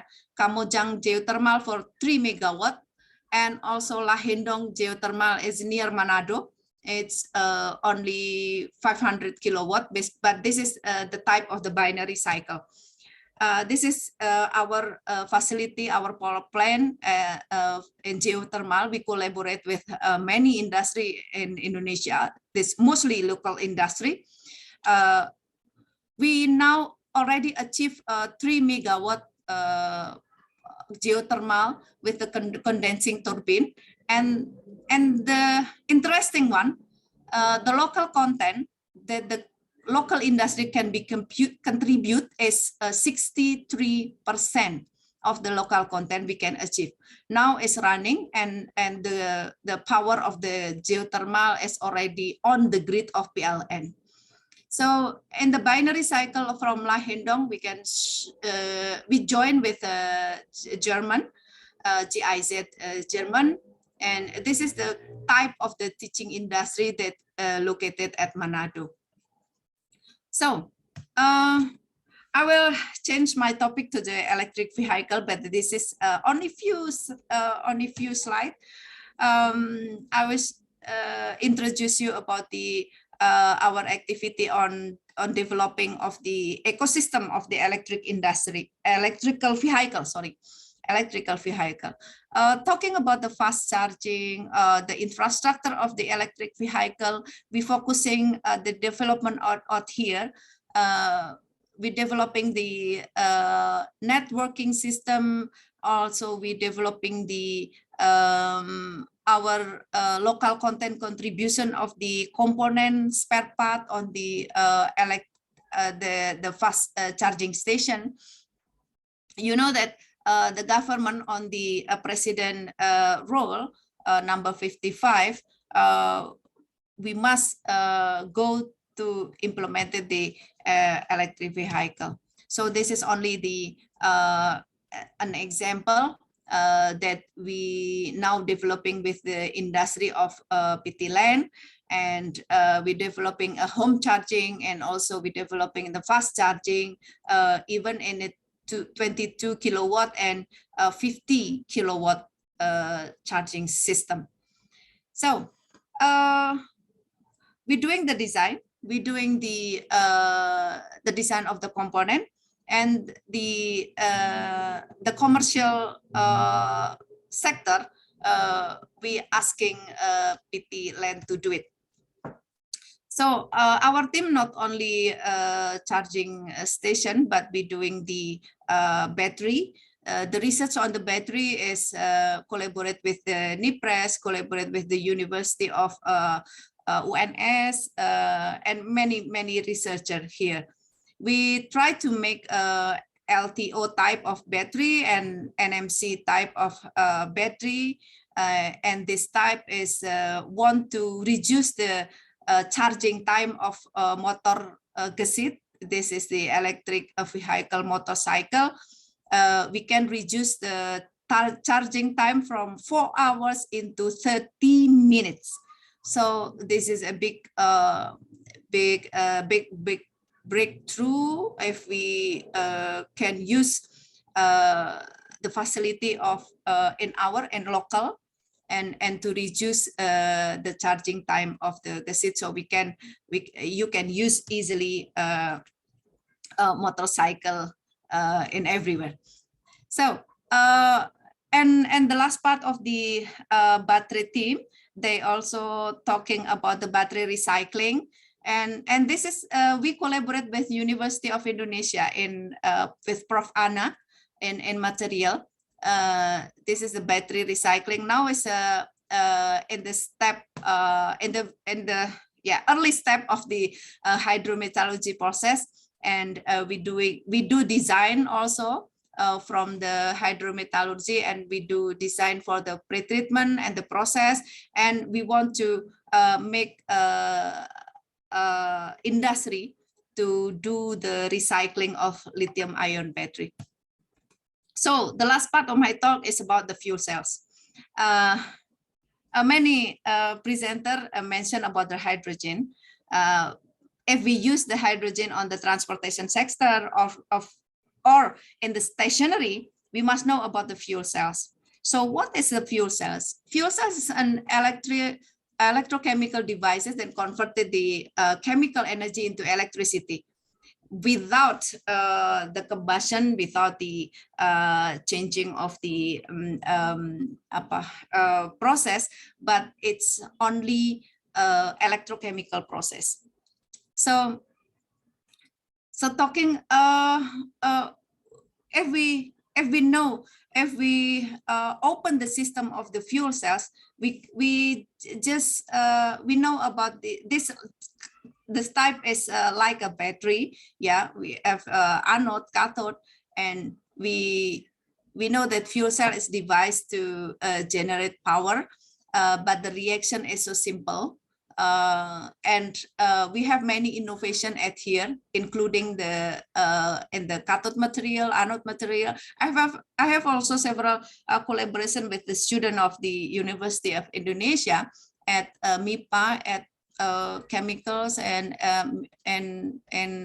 also in Teknik Kimia, yeah. And start from 2006. We're doing the collaboration to make a membrane, to make many component of the fuel cell. So we making the fuel cell itself by our own and by ourselves, and using partner of local industry. So if we have, this is the history of my research, the overview of the innovation. We make a fuel cell stack, and also we make how we can to produce hydrogen also, and implementing the fuel cells on the electric vehicle, and also implementing in the stationary. Our team has also developed the solid oxide fuel cells. Maybe this is a few slides of the of my talk. And you know that we are committed to develop the fuel cells in Indonesia because we see the future. We see the future of electric vehicle as mentioned. Fuel cell vehicle is mentioned by the roadmap of the Ministry of Industry, and it projects that 2030 the fuel cell vehicles already in Indonesia. So this is the fuel cell storyboard. Many students of the on participation, I call you to join our facility, our research program to make this development of the hydrogen automotive prototype. We already have these 3 prototypes. You can use it, you can test drive it, and at Serpong, then we can develop another. So this is very interesting that not many automotive maniac know this type of the automotive prototype, but we must sound it at many students as we can. So we have a hydrogen motorcycle. This is using the fuel cell on 500 watt, and also we use the 1 kilowatt of PEM fuel cell at here. And then we use 2.5 kilowatt fuel cell for the golf car. And then we combine with the photovoltaic at here. So we can learn about the how we can make an electric control, and also we know about how the renewable electricity to create the storage at the golf cart. Yeah, this is the last one. I think you know that I want to introduce you about the fuel cell in Indonesia. It's already in the market, but the fuel cell itself is still come from the US.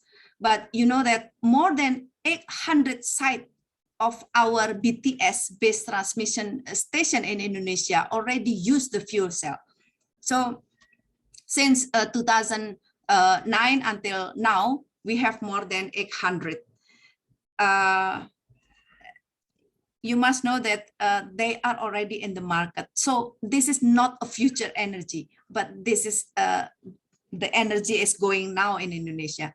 So if you know about the green hydrogen concept, how we can make a green hydrogen produced from the electrolyzer from the wind turbine. If you interest on this, please come and join us. So the last one, I will show you about the energy intermittent that we already established at Serpong. This is near University of Indonesia, right? At Serpong, you can see the smart grid of Puspitek. You can learn about this. And also, I'm already mentioned you about the Sumba, yeah. The Sumba is collaborate with the local government, and we do the education at here. And also we have a technopark for renewable energy at Baron. This is located at Yogyakarta. You can see the fuel cells, and you can see many students going there, but this is the pandemic. But we already open right now, and you can use this freely. So I call of the student to go here. You can use it for free. So you can see the wind turbine, you can see the sun dial, and also you can see the many facility of here, amphitheater. This is near the beach, so you can use it.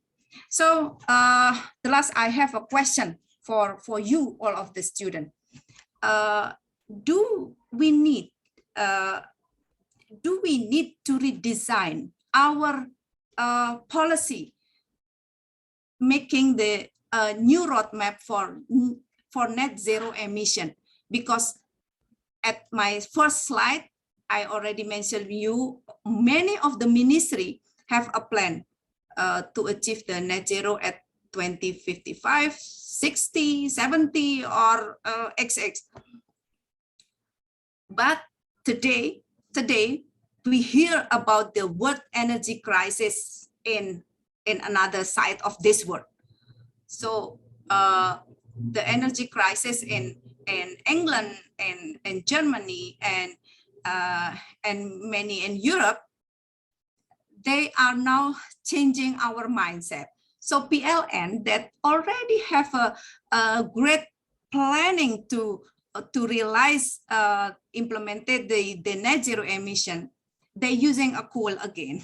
So this is, we must think, and we must redesign, or we must go forward for the new renewable energy, especially implemented in Indonesia. So I want you have a new idea, new breakthrough, because you are the excellent student in Indonesia. So hopefully this my talk would be make your knowledge brighter, and hopefully I can show you more on the detail if you go to Serpong. Thank you for the listening. Assalamualaikum warahmatullahi wabarakatuh. All right, thank you very much, Prof. Eniya, for presenting to us. Thank you for presenting us about the Indonesian National Plan to tackle climate change, the development of the biofuel and biogas in Indonesia, and the other renewables as well in Indonesia. If I may summarize, so she just covered a lot of topics, some facts and public opinions related to the Indonesian NGC in the COP. also the biofuel and the biogas development related to the green fuel energy policies, transportation, and the electricity generation. Secondly, she also shared about the initiatives related to the bio-CNG, biofuel generation, POME, and also the energy plantation movements initiatives from the government. And lastly, she just shared with us the other renewables conditions such as the PV, geothermals, EV battery, and also the hydrogen fuel cell, and the energy crisis reality that we need to tackle right away. So thank you very much, Prof. Eniya. So now we're gonna move on to do a quick session by the MC. Now the time and stage I give back to the MC before we go to the Q&A session. So stay tuned, guys. Okay, thank you, Mr. Barnas. After listening to our excellent presentation, we will play a game to relax our brains before entering the Q&A session. In this game session, there's going to be a free e-money for the top 3 participants. Without further ado, let's join the Kahoot by using the link that has been sent in the chat box below. Let's go, guys. You can directly enter the game pin to play with us and win today's prize. Game pin is 2671714. We are still waiting for all of you to play the game with us. So let's go, guys. Just enter the pin and play with us. Once again, the game pin is 2671714. Let us remind you again that the participants will have the opportunity to get an e-wallet if you win the session game.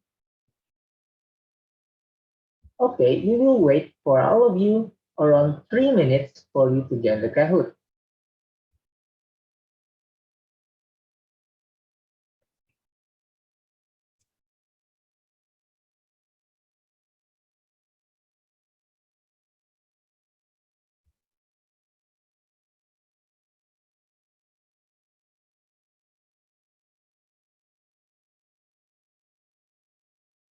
Let's go, guys. You can directly enter the game pin again. The game pin is 2671714. In this game session, there is going to be a free e-money for the top 3 participants. What are you waiting for, guys? Let's go and just join the game with us.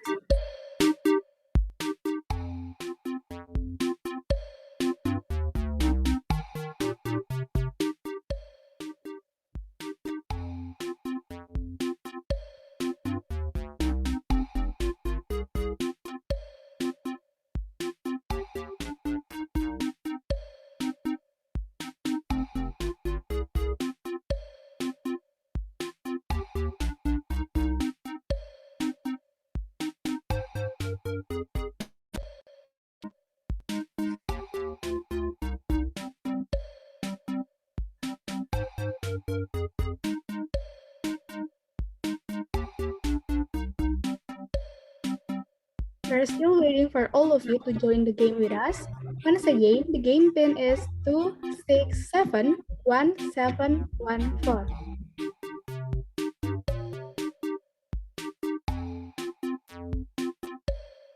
We'll wait for around 2 minutes. So what are you waiting for? Let's join the game and play with us. It seems that many have joined. Once again, I remind the participants to join the Kahoot again. The game pin is 2671714.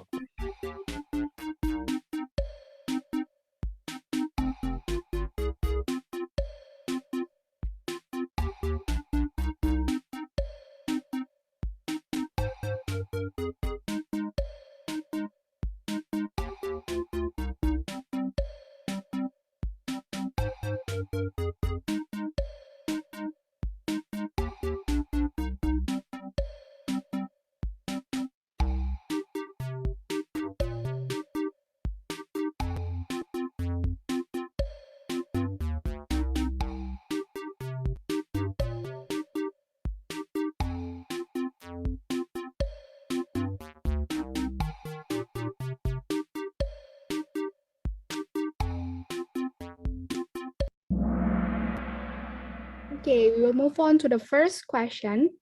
The first question is the quiz game. What is the hashtag of All Week 2021? It is such an easy question, and I know that all of you must have already know the answer. Wow, Rido, I think that everyone here knows the answer. Good job, guys. Yeah, all the participants will get the answer. Yes, the answer is transform and transition. Congratulations to Yo for being the top scorer of the game. For the next question, Rido. Okay, for the next question is CCS stands for. What do you think about this question, Effie? I think it is such an easy question, and I know that all of us here know the answer. Okay, like all participants will choose the answer.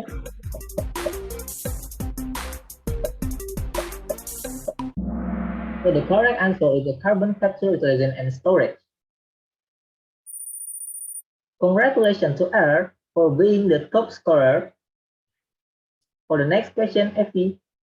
The next question is, which one of these options is not the speakers of Oil Week 2021 Grand Seminar? Let's go, guys, and just answer the question.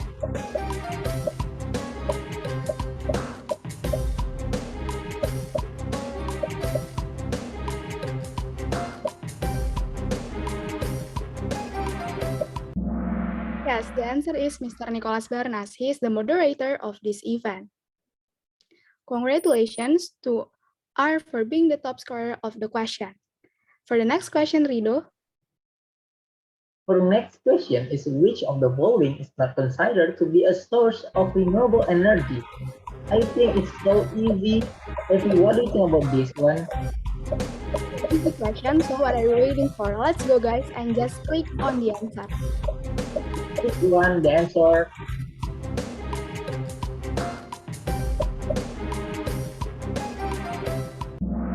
Okay, for the correct answer is the natural gas. Congratulations to R again for being the top scorer again. Okay, for next question, Effie. For the fifth question, how often is Oil Week held?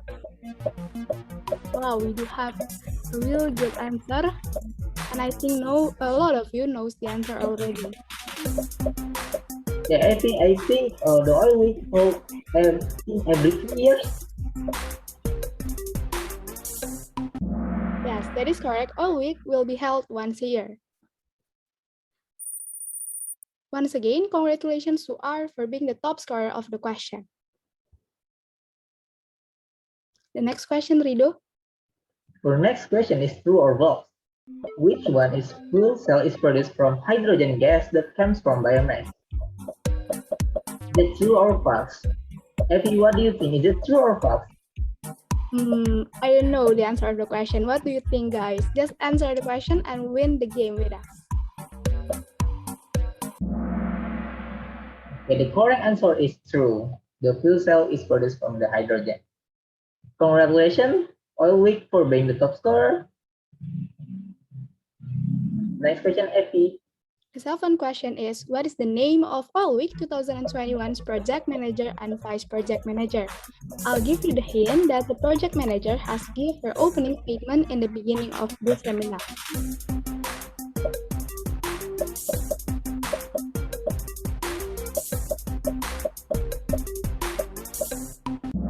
Yes, the answer is Ms. Yamima Elsaria and Mr. Azwir Al-Kapi. Oh, we do have another top scorer. Congratulations to Saldo Ovo for being the top scorer of the game. For the next question, Rido. For the next question is, which is the major cause of acid rain? I think it's so easy again because we know what is the cause of acid rain. Is it dumping sewage in rivers or spraying the pesticides on crops? Let's see what is the participant. Okay, guys, for the correct answer is burning fossil fuels for energy. Congratulations again for Saldo Ovo for being the top scorer again. And for the ninth question, which of the following is not an oil and gas company? Let's go, guys, and just answer the question. It is such an easy question for all of us to answer the question. Yes, the correct answer is Unilever. Once again, congratulations to Saldo Ovo for being the top scorer.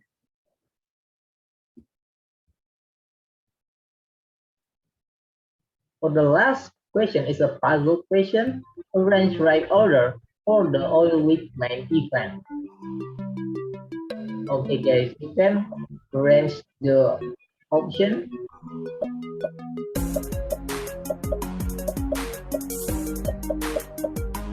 Hello, Rido. I think everyone here knows the answer of the question. Good job, guys. Yeah, I think same like you because all the participants could answer the question right now. And around 44 answers.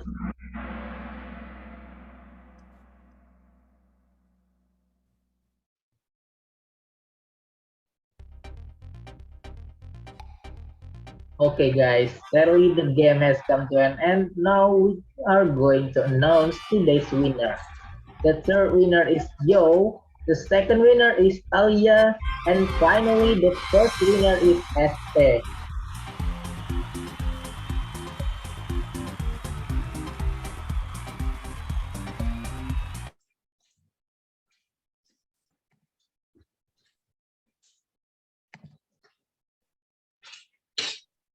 That's all for the ice-breaking time. Once again, congratulations to all the winners, and do not forget to contact me or Rido in the private chat room for the prize. But before we go any further, please let me play the video of Oil Week 2021.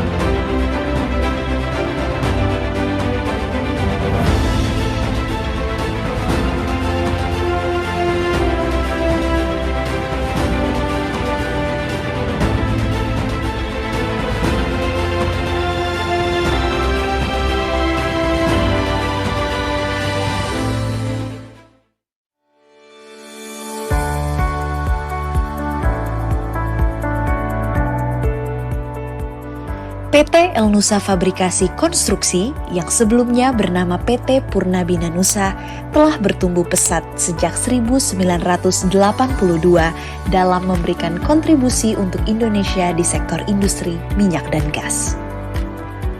El Nusa Fabrikasi Konstruksi hadir dengan solusi total penyediaan produk dan jasa eksplorasi dan eksploitasi yang meliputi Oil Country Tubular Goods, fabrikasi konstruksi, repair and maintenance. Semua jasa pelayanan El Nusa Fabrikasi Konstruksi memenuhi kompetensi teruji dengan deretan sertifikasi yang telah diraih. Memiliki visi untuk menjadi perusahaan manufaktur peralatan minyak terkemuka dengan menyediakan produk dan layanan terbaik untuk industri minyak dan gas, baik domestik maupun internasional. Dengan pengalaman selama lebih dari 35 tahun, El Nusa Fabrikasi Konstruksi memiliki kompetensi unggul, keahlian, dan pengalaman yang luas untuk merancang, membuat, dan memodifikasi peralatan yang sesuai dengan kebutuhan industri migas hasil karya anak bangsa.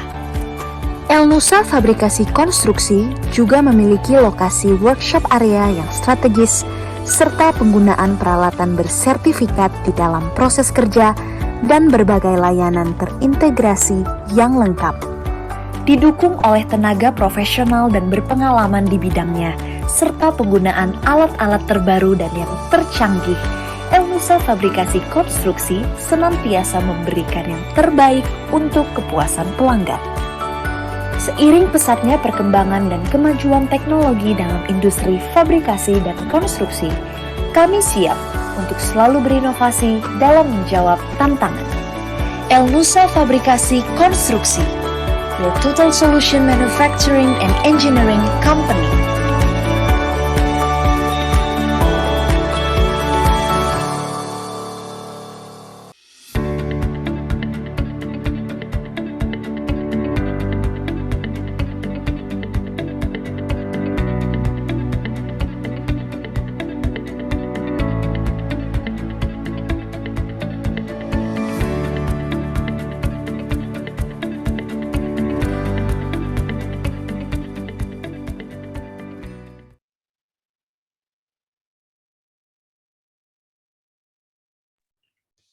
We would also like to say thank you to PT Elnusa Fabrikasi Konstruksi as our gold sponsor. Now, we're going to continue to the question and answer session. For Mr. Nicolas Barnas, you may take over the session. All right, thank you very much, Avi and Rido. It was a fun session, so I hope all of you has already been refreshed and also have some time to have a break. Now we're going to focus on the Q&A session. To all the speakers, kindly turn on your camera, Ms. Eniya, Ms. Christina, and also Mr. Suanto, so we can we'll be able to answer the question. So without further ado, to the first questions, the most voted one. So do I need to read the questions, or like, can you, how is it, Grace?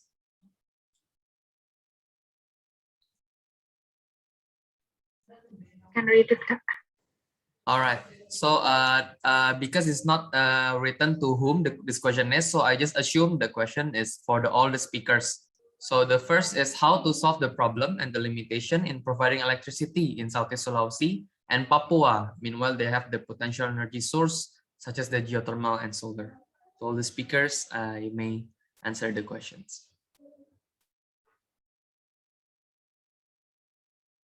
Maybe Miss Eniya want to start the answer?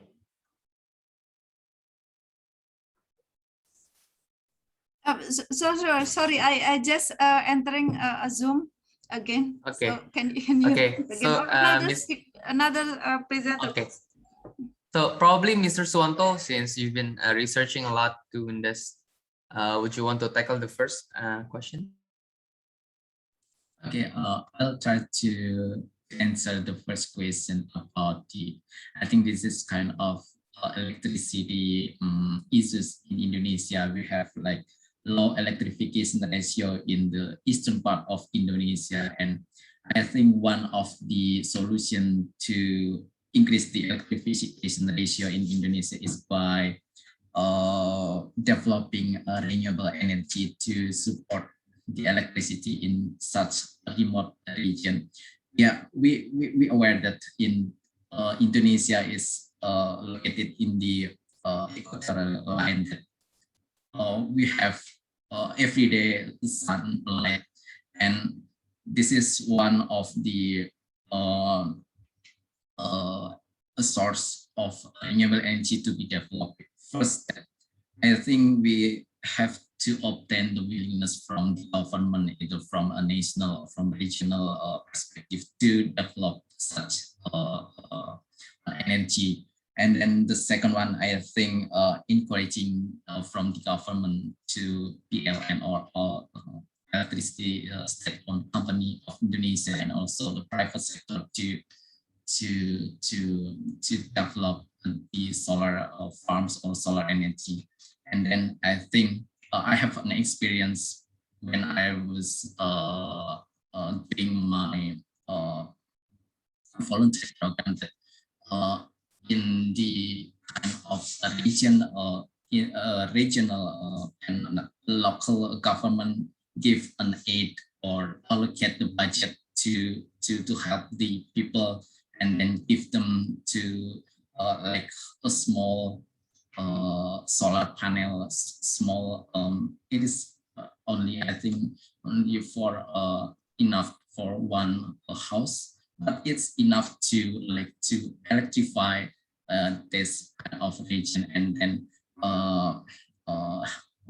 improve the electrification ratio. And I think another thing that if it is still considered as a high investment, I think PLN already have such a plan to build like small scale LNG to develop LNG to power concept that the power plant is used from natural gas.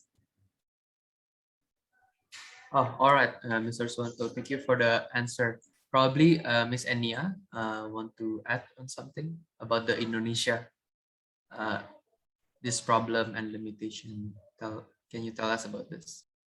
Okay, about the geothermal and solar, is this the first question? Yes, okay. we're answering the green one. The green one, okay. Our history in Papua is starting to have the electricity from the water, the hydro. So not for geothermal, not for solar, but we focusing on the hydro. So that is the plan of our policy. If we can make Papua as a potential energy, and then recently we think about the Papua as the bioresources energy plantation. So we think Papua is very specific. The demand is not as big as we planning, but the demand is still not very huge, but they have a potential to make bioresources over there. And then because now the government have one policy of one price of the oil, gasoline in Papua. So I think the government subsidy is increased. And then we recommended the mineral and energy resources to make an energy plantation at Papua. So they can make a new green gasoline or make a new biofuel as energy resources in Papua.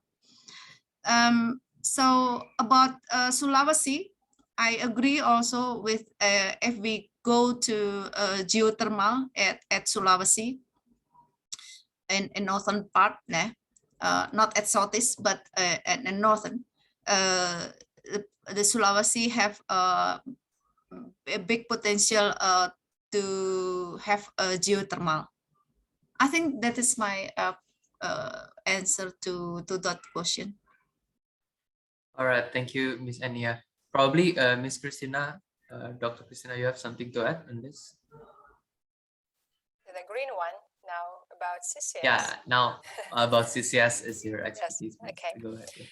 Yes, it's possible to store CO2 while you're doing CO2 for EOR, because even if you use CCS, you inject CO2 for enhanced oil recovery, there's still some amount of CO2 which will stay underground, so it will be trapped by one of the mechanisms I described in my presentation.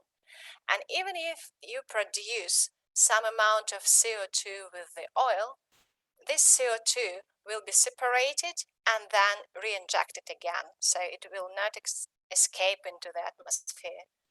So yes, it's possible, so you kind of use it for EOR, but at the same time, you also store some amount of CO2. All right, very insightful answer. So it's pretty straightforward. The answer is yes, right, Ms. Christina? But yes, maybe you could also elaborate on the CCS projects in the world that is currently big, that is storing CO2 as well.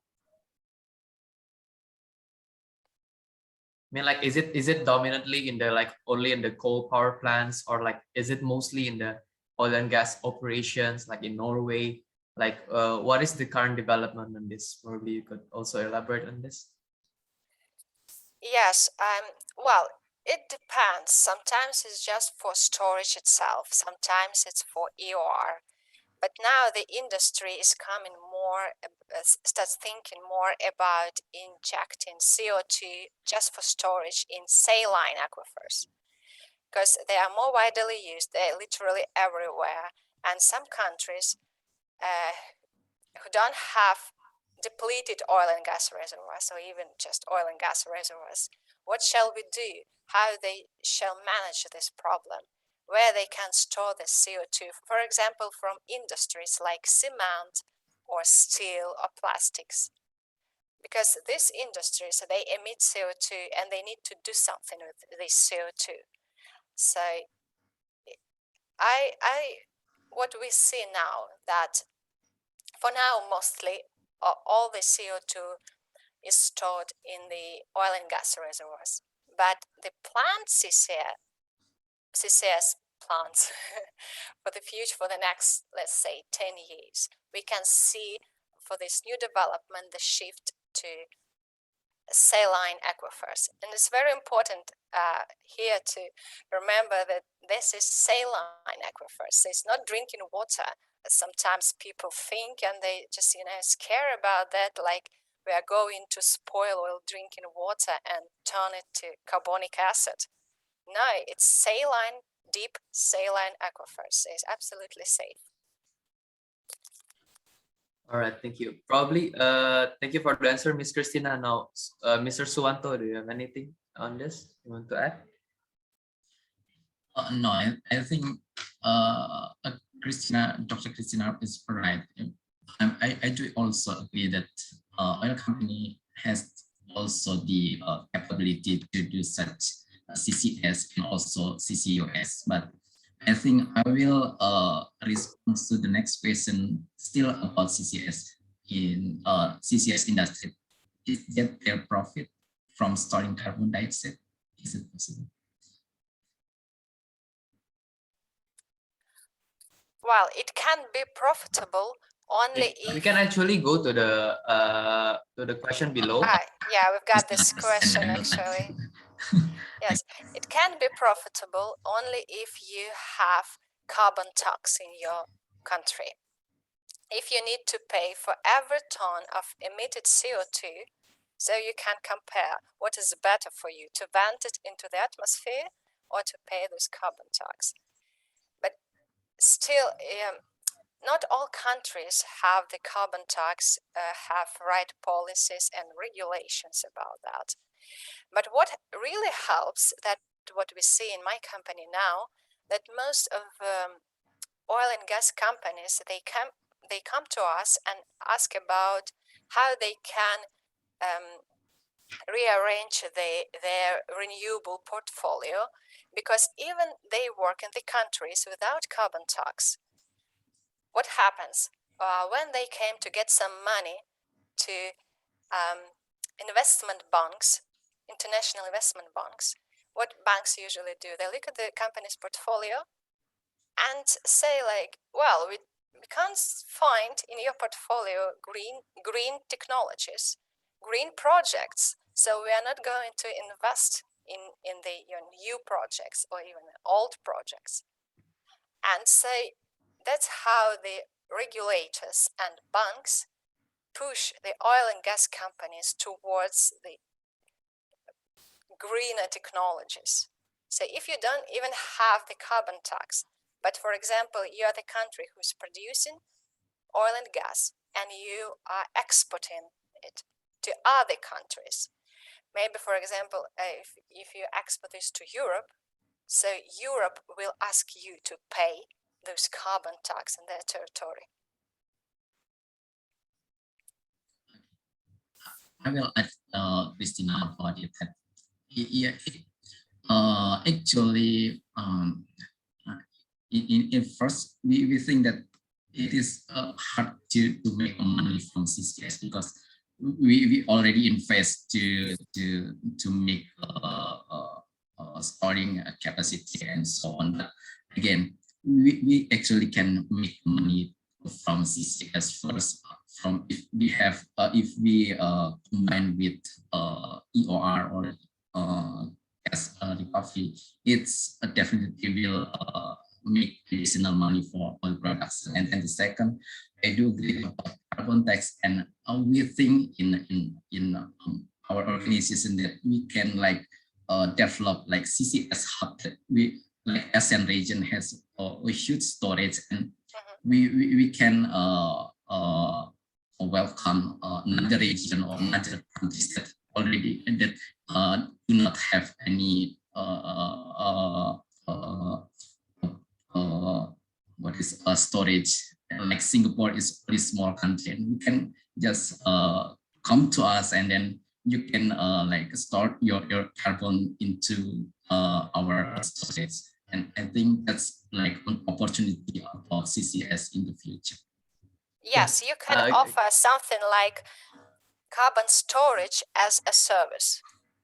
So you can store someone else's emissions in your territory, yes, and make money from that. You're right. Okay, thank you for the insightful discussion. So before we summarize the answer on this question, Ms. Eniya, do you want to add something on this? Maybe I will add some our opinion if we go to using the carbon capture storage as Christina and Pak Suanto mentioned. We have a little calculation, but still not valid maybe. But if we use that, we must consider about the acceptance of the people, how the people can pay the electricity, how can they pay the increase of the electricity bill. And we calculated if PLN doing the increasing of renewable energy, they will ask about the 15% increase of the bill, the billing of the electricity. So this is we need a social acceptance in reality if we entering the renewable energy system on the grid. So this is it's still debated. We agree if they using carbon capture, they using many of the green energy, but the acceptance and the social public acceptance is need to be considered. Yes. Yes, correct. I agree with all the speakers. So basically, the direct answer is we only from the CCS we get profit from first if there is a carbon tax. So offsetting the carbon will actually offset the money we should pay if we are about to emit carbon. So that's the first and direct answer. But the second one, they can also profit from the service, like Miss Christina said about the CCS as a service. But it also have a lot of implementation challenges and issues regarding to the price tag to actually capture the carbon. Okay, we'll go to the next question then. How do we balance the demand? Can you go back to the previous question or this one? Okay, we just go for this one. So the capex is needed to install the energy system is expensive. So how are the government's plans to make it economically feasible and sustainable for everyone? Maybe Ms. Christina can also answer from your point of view as a global one. So probably you can also explain about the LCOE and how the capex is also calculated in it. So. Well, as it was already mentioned, it's quite difficult when we start talking about the money for CCS and renewables.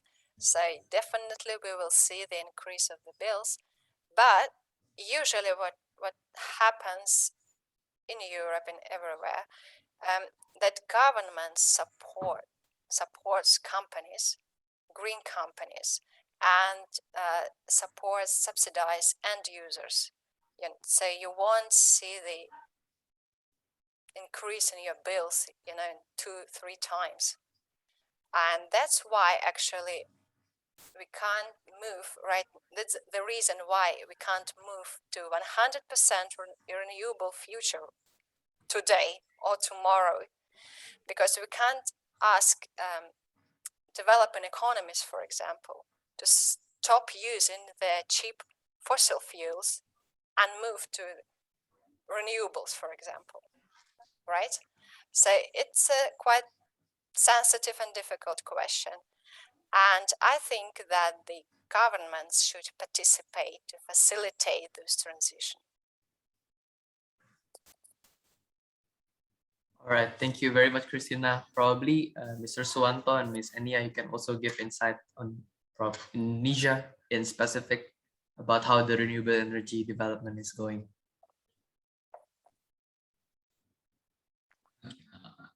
I will respond these questions, and yeah, I think all the countries already have a commitment to decarbonize the energy system, and one of them is to increase the renewable energy. And I think the establishment of all such of policy instrument is needed to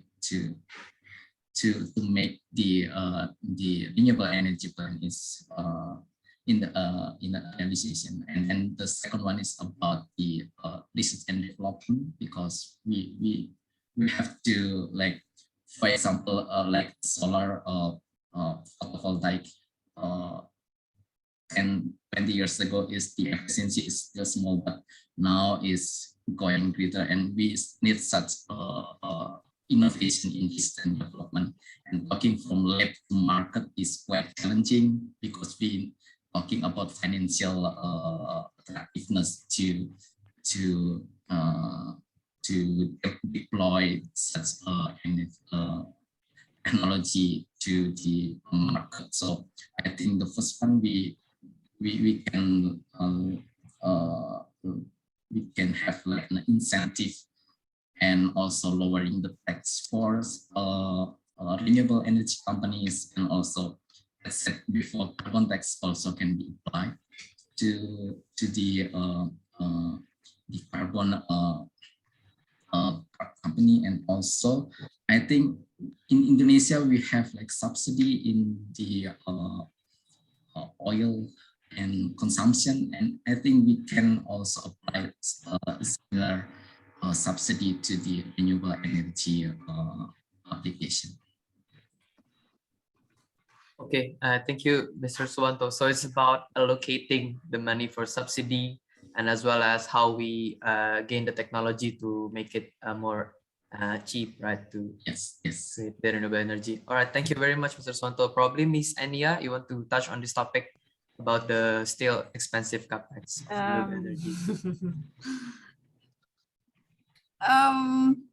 A simple to answering this question is, if our national income per capita increased to the more than 50,000, yeah, we now still on the 4,000, right? 3,000 or 4,000. So if we can increase that to 10 times, so so we can make it feasible. Because as I mentioned, the payment will be increased 15%. So if any of our people cannot accept that, then that cannot be economic possible.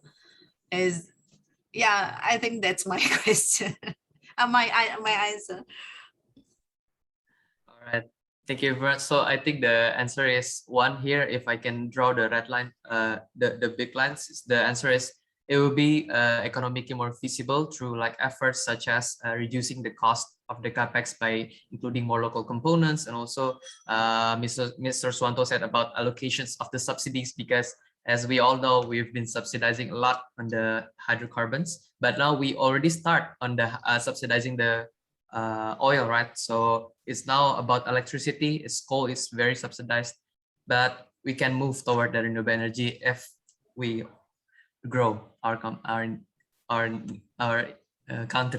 I'm sorry. So thank you for the answers. Now we're going to move to the next question. So how much longer do you think the fossil energy can still be relied on, while some companies have a vision of significant reductions in carbon emissions? So as we've seen before, these companies have very ambitious goals of net zero by 2050. Do you have comments on this, Ms. Christina, Ms. Eniya, and Mr. Suanto? Well, it's quite difficult to predict for how long, because it will depend on how we are going to use them. If we just decide to do nothing about energy transition and we don't want to have any renewables in our energy mix, so definitely those resources will run out quicker. But if we decide to move, that's what Ms. Eniya said, that we need energy mix. We're not talking about 100% renewable future or 100% fossil fuel. We are thinking about how to create the right energy mix. And this mix will be different for every country, for every location, depending on the renewable resources. And I don't know, I can't predict it when we will see the end of the fossil fuel era, because it may last for, I'm sure that it will last for several decades from now. And it will be depend how we are going to use it, and how are we going to use it responsibly. For example, countries with more developed economies, they are taking more efforts into moving to renewable future, more renewables. For example, sometimes UK produce its electricity from renewables up to 70% from wind. So it's doable, and we can do this. Yes, again, we return to the bills and money, but still we can do this. So we are trying to avoid usage of fossil fuels for now in our own energy mix. But when we're talking about developing economies, if we're talking about, for example, African countries, they can't start using renewables and just stop using their fossil fuel. So we need to understand that we need fossil fuels for the decades to, first of all, to support developing economies, and secondly, to give this base load for renewables, because renewables, they are intermittent.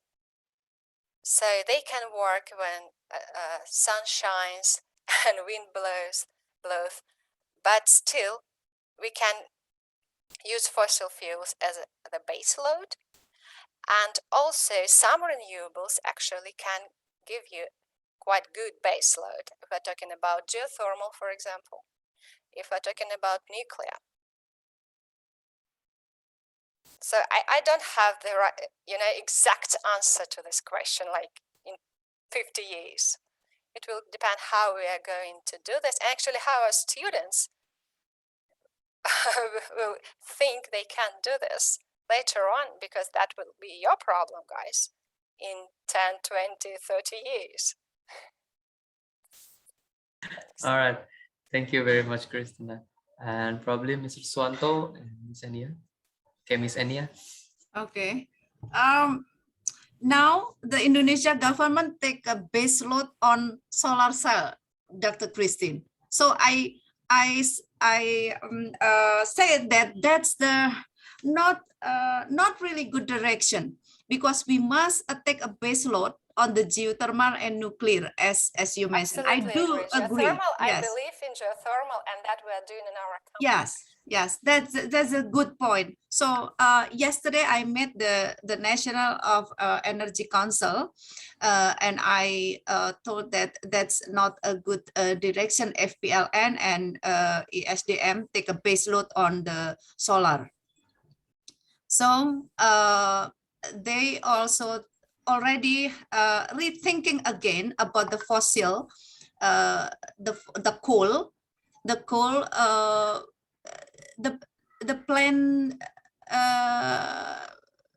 plan is on stop on 2045, but they delayed again on maybe 2050 or 2060.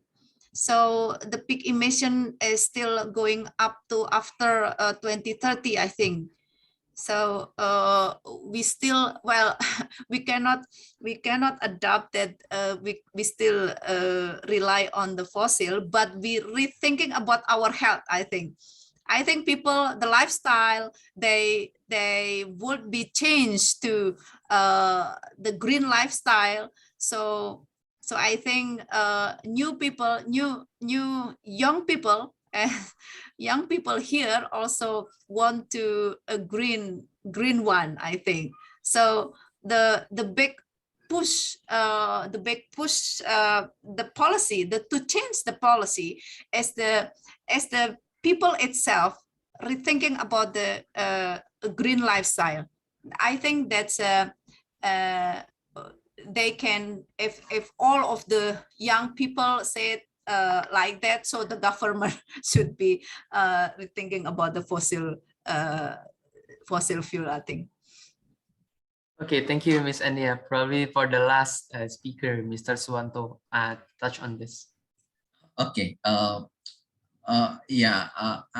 I think in this question, I also do not have an exact time, because it's very difficult to determine, because it's so many factors behind that. For example, there depends on the national planning, regional planning. It's countries has a different planning, different energy scenarios, and also another thing that every country also have different indigenous resources. And then, for example, Indonesia is, we are still having a lot of coal, and then coal is also still very cheap than other energy resources. So, but if we rely on the national planning, and I think we have like an idea, at least if we rely on that planning, and then like Indonesia have net zero target in 2060. That's, I think, as the reference. But again, this thing, I'm not really a green as Professor Eniya, but I'm more in the stable energy supply. I need stable energy, and I think people do agree, because I don't want my electricity is off, and then it's dark, and then, but then a fossil fuel has the ability to provide such a base load while we are still in the progressing of renewable energy. So in my opinion, it is like my personal views that until I died, I think we are still rely on fossil fuel as the supporting to the renewable energy. All right. Thank you very much, Mr. Suanto. So behind that Okay, thank you so much, all the three speakers. Sadly, this is the end of our discussion for the Q&A. A bit of the summarization of this question: how much longer? A simple question, but give headache to everyone around the world. So the answer from Miss Dr. Christina is not about how much longer, but how about we creating the right energy mix by the variability of the geographical locations and the potential of which the renewable energy, right? So it's a rather simple question, but hard implementation on which potential works best for each geography. Ms. Eniya also touched about how we should adjust the base load in Indonesia, where we should be focusing on the less intermittency source like geothermal, and also having a green lifestyle. And last but not least, Mr. Suanto touched on how we should see the planning and prioritize stability of the energy. So I think that's all of our discussion today. We're sorry for the questions that has not answered. We'll be sure that some questions will be answered by the committee and will be sent out to you. So that ends our Q&A discussion. I give it back to the MC, but before, thank you very much, Mr. Suanto, Dr. Christina, and also Prof. Eniya for this insightful discussion today. We look forward to see you again. So go back to Effie and also Rido. Ladies and gentlemen, finally we have arrived at the last agenda for today's seminar. Once again, we would like to thank Mr. Nicolas Barnas as the moderator of this event, and especially to all three speakers for the willingness to be part of Oil Week Grand Seminar 2021. Hopefully, the information we have gained today will be beneficial for all of us. As a token of our gratitude, we also prepare a certificate for our speaker and moderator. I would also like to call Ms. Indira Aisyah as the President of SPE UI SC 2021 and Ms. Yemima Elsaria Silangit as the Project Officer of Oil Week 2021 to present the certificate to our speaker and moderator.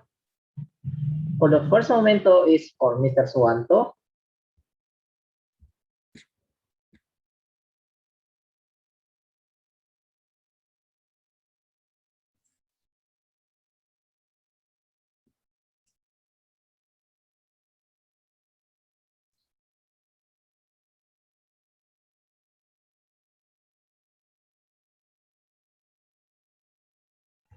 All right, 1, 2, 3, smile.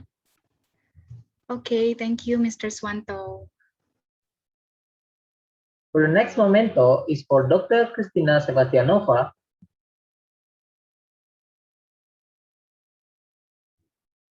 All right, 1, 2, 3, smile. Thank you, Miss Christina Sebastianova. For the next memento is for Miss Eniya Listiani Dewi.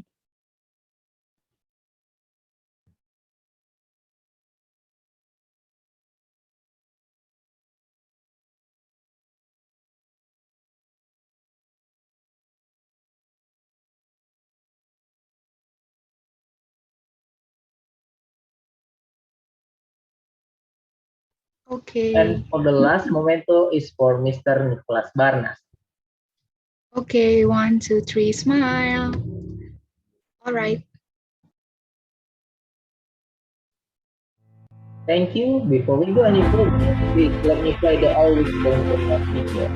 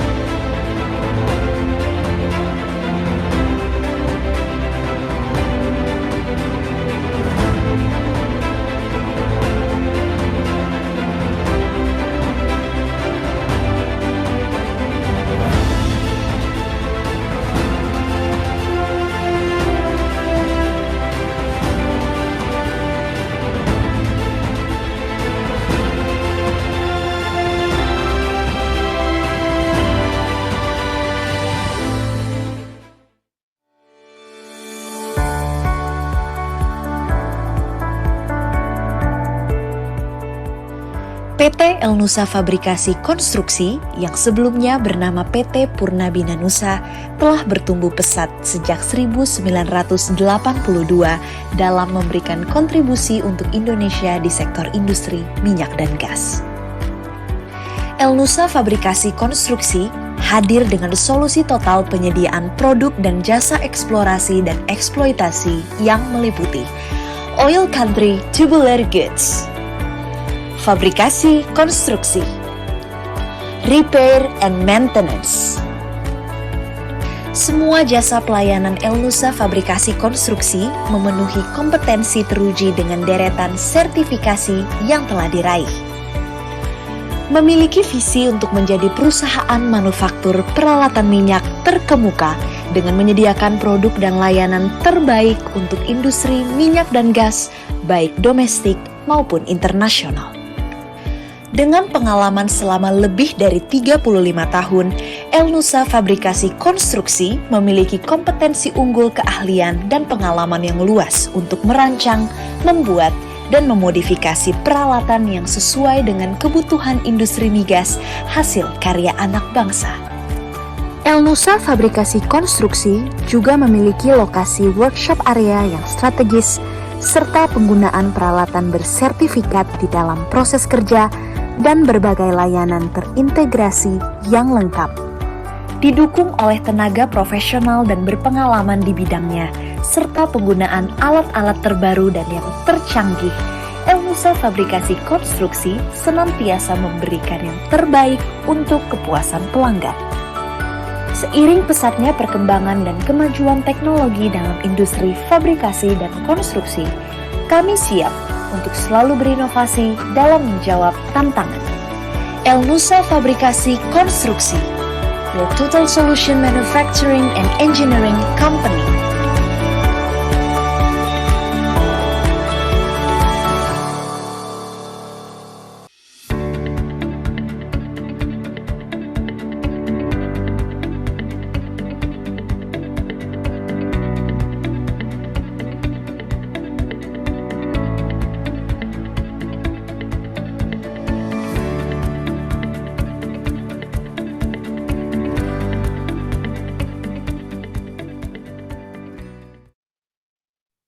Okay, we will also like to say thank you to PT Elnusa Fabrikasi Konstruksi as our gold sponsor.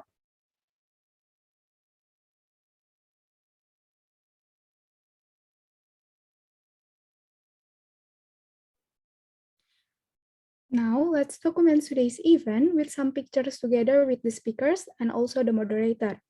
For all of the participants, please kindly turn on your camera right now for the photo session.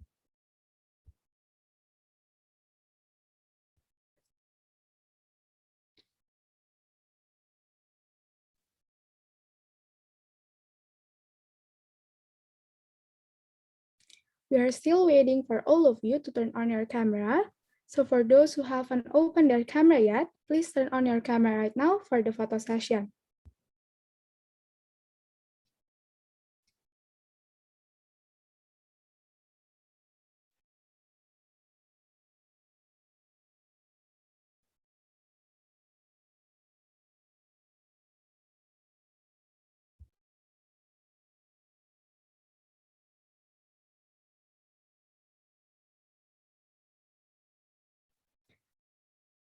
We will wait for around 1 minute, so for those who haven't opened their camera, please turn on your camera right now for the photo session.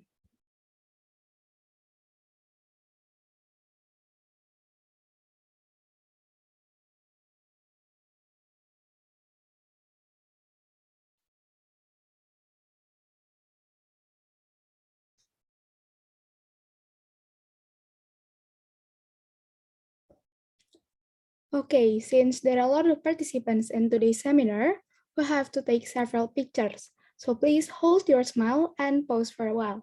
For the first page, say SPE. SPE. For the second page, please say SPE. SPE. SPE. For the third page, please say SPE. SPE. SPE. For the fourth page, please say SPE. SPE. SPE.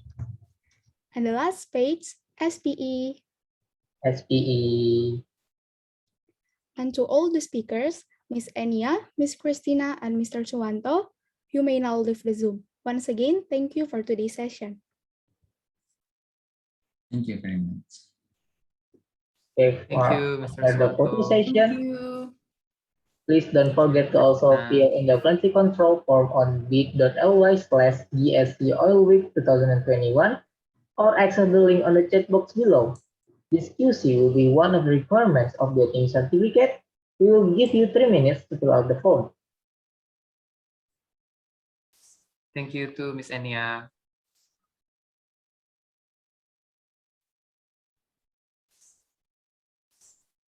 Thank you. Semangat ya. Bye, Miss. Have a great weekend, Thank Miss. you. Thank you, Miss.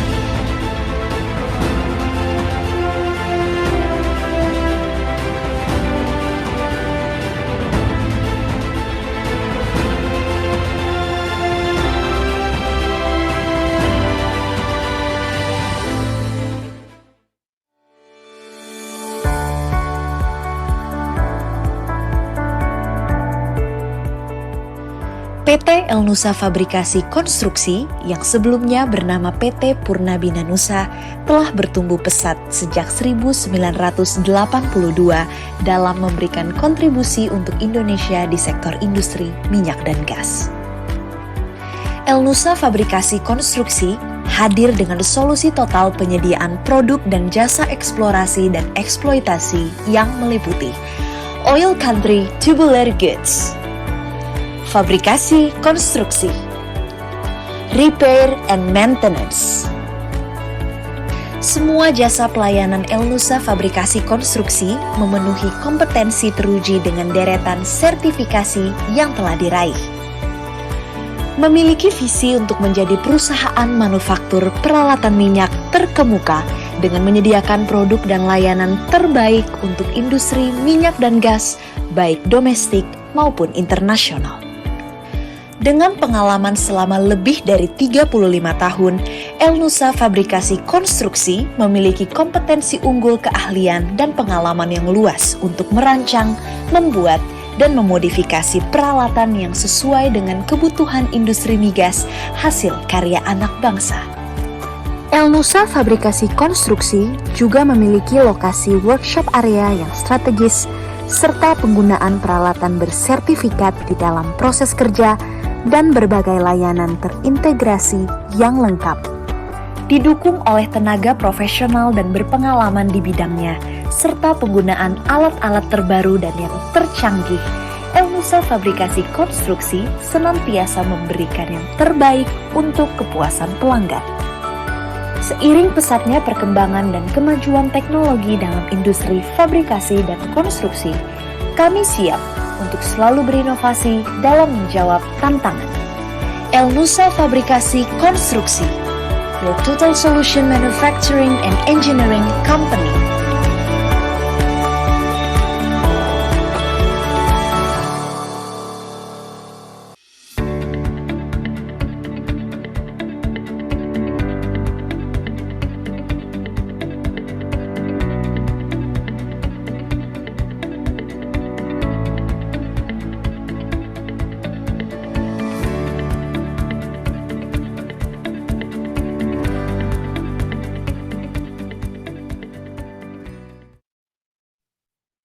It seems like 3 minutes is up. Thank you to those who have filled out the form. Filling out the previous QC will help us develop and improve our future events. We would also like to say thank you to PT El Nusa Fabrikasi Konstruksi as our gold sponsor and Petrogas Basin Ltd in cooperation with SKK Migas as our silver sponsor. This event can also be done with the support of our media partner, Informasi Indonesia, Webinar Nasional, Infokopedia.id, Petroleum.id, Infolomba, Event Mahasiswa, Migasid.com, and Event Campus. We would also like to inform you about our upcoming events in Oil Week 2021, such as Mini Project Competition.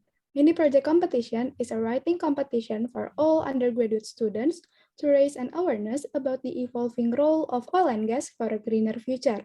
Let's take a look at the Mini Project Competition video teaser. Happy watching!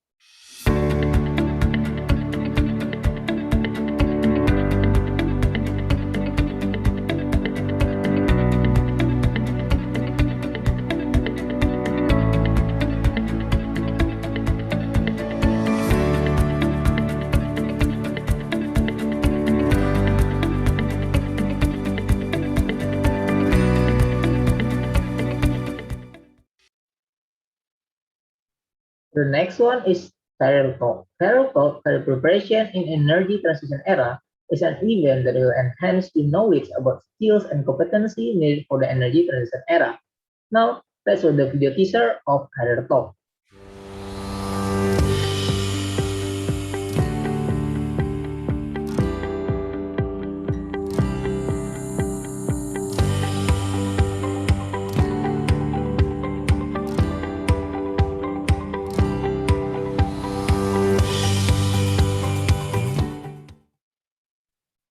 For the next event is Writing 101. Writing 101 broke the theme utilizing word for content writing and personal branding. Writing 101 is a workshop that will increase participants' writing skill and self-branding. Alright, without further ado, let's watch the video teaser of Writing 101.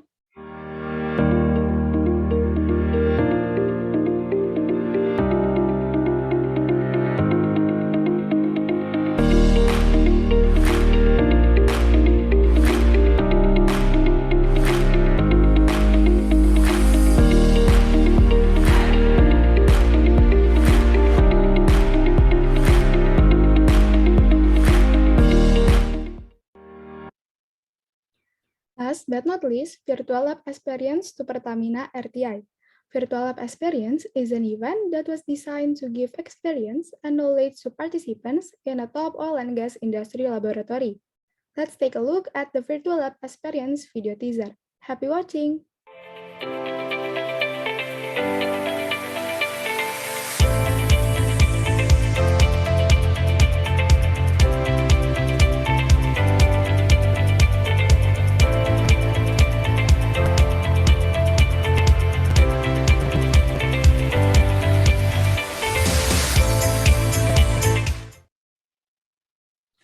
And also, reminder to all of the participants, please do not forget to fill in and upload the key takeaways of the Oil Week Grand Seminar 2021 in your Instagram account, and also tag our account at SPE UI SC. Now, we would also like to inform you about the Oil Week 2021 merchandise. Get yours and show us that you are ready to transform the future with us. Shop now at bit.ly/marchoilweek 2021. Now I Rido Mahendra and I, Avianti Magdalena Siregar, on behalf of SPE UI SC 2021, show our gratitude for the enthusiasm from our participants. We will also like to apologize from our deepest heart if there were any mistakes during this event. We hope to see you again at the next event of Oil Week. As the MC of this event, we also take a leave and thank you all for participating in Oil Week Grand Seminar 2021. You may now leave the Zoom and thank you. Before we end this event, please let me play the Oil Week game. Thank you.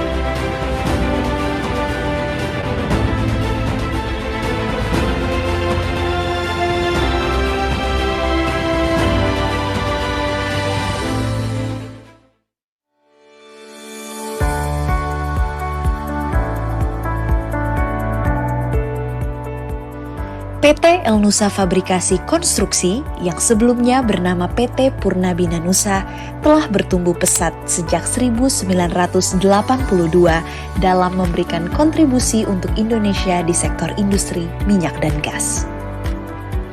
El Nusa Fabrikasi Konstruksi hadir dengan solusi total penyediaan produk dan jasa eksplorasi dan eksploitasi yang meliputi oil country tubular goods, fabrikasi konstruksi, repair and maintenance.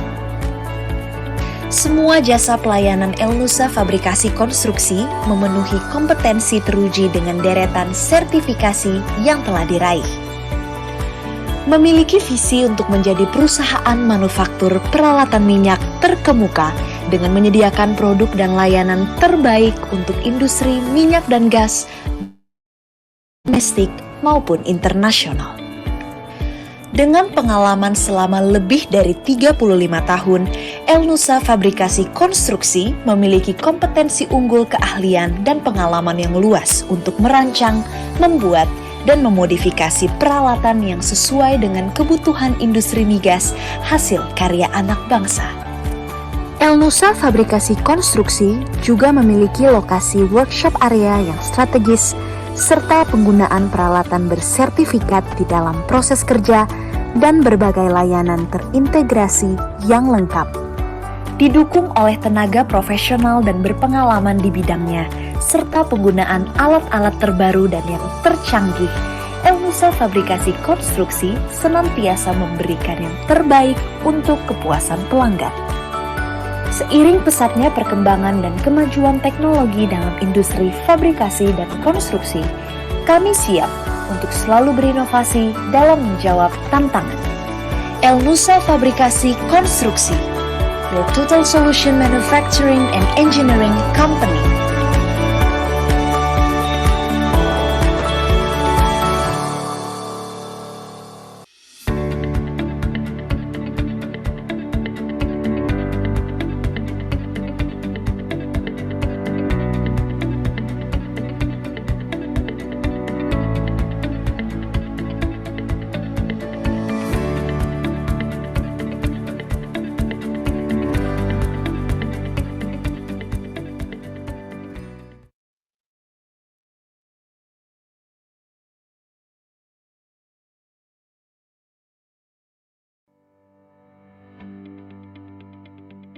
As time goes by, the unprecedented scale of changes is taking place in global energy. This global issue requires a global response to fulfill the world's energy demands in an environmentally safe and sustainable manner. Yeay, akhirnya selesai guys. Congratulations. Yeay, thank you banget teman-teman. Akhirnya udah selesai juga grand seminar. Oke. Apa ya buat closing statement mungkin thank you banget buat staff-staff Edu yang udah mati-matian buat grand seminar ini sukses. Kalian keren banget guys. Hebat, salut. Bentar lagi habis ini selesai kita meet lagi ya. Terus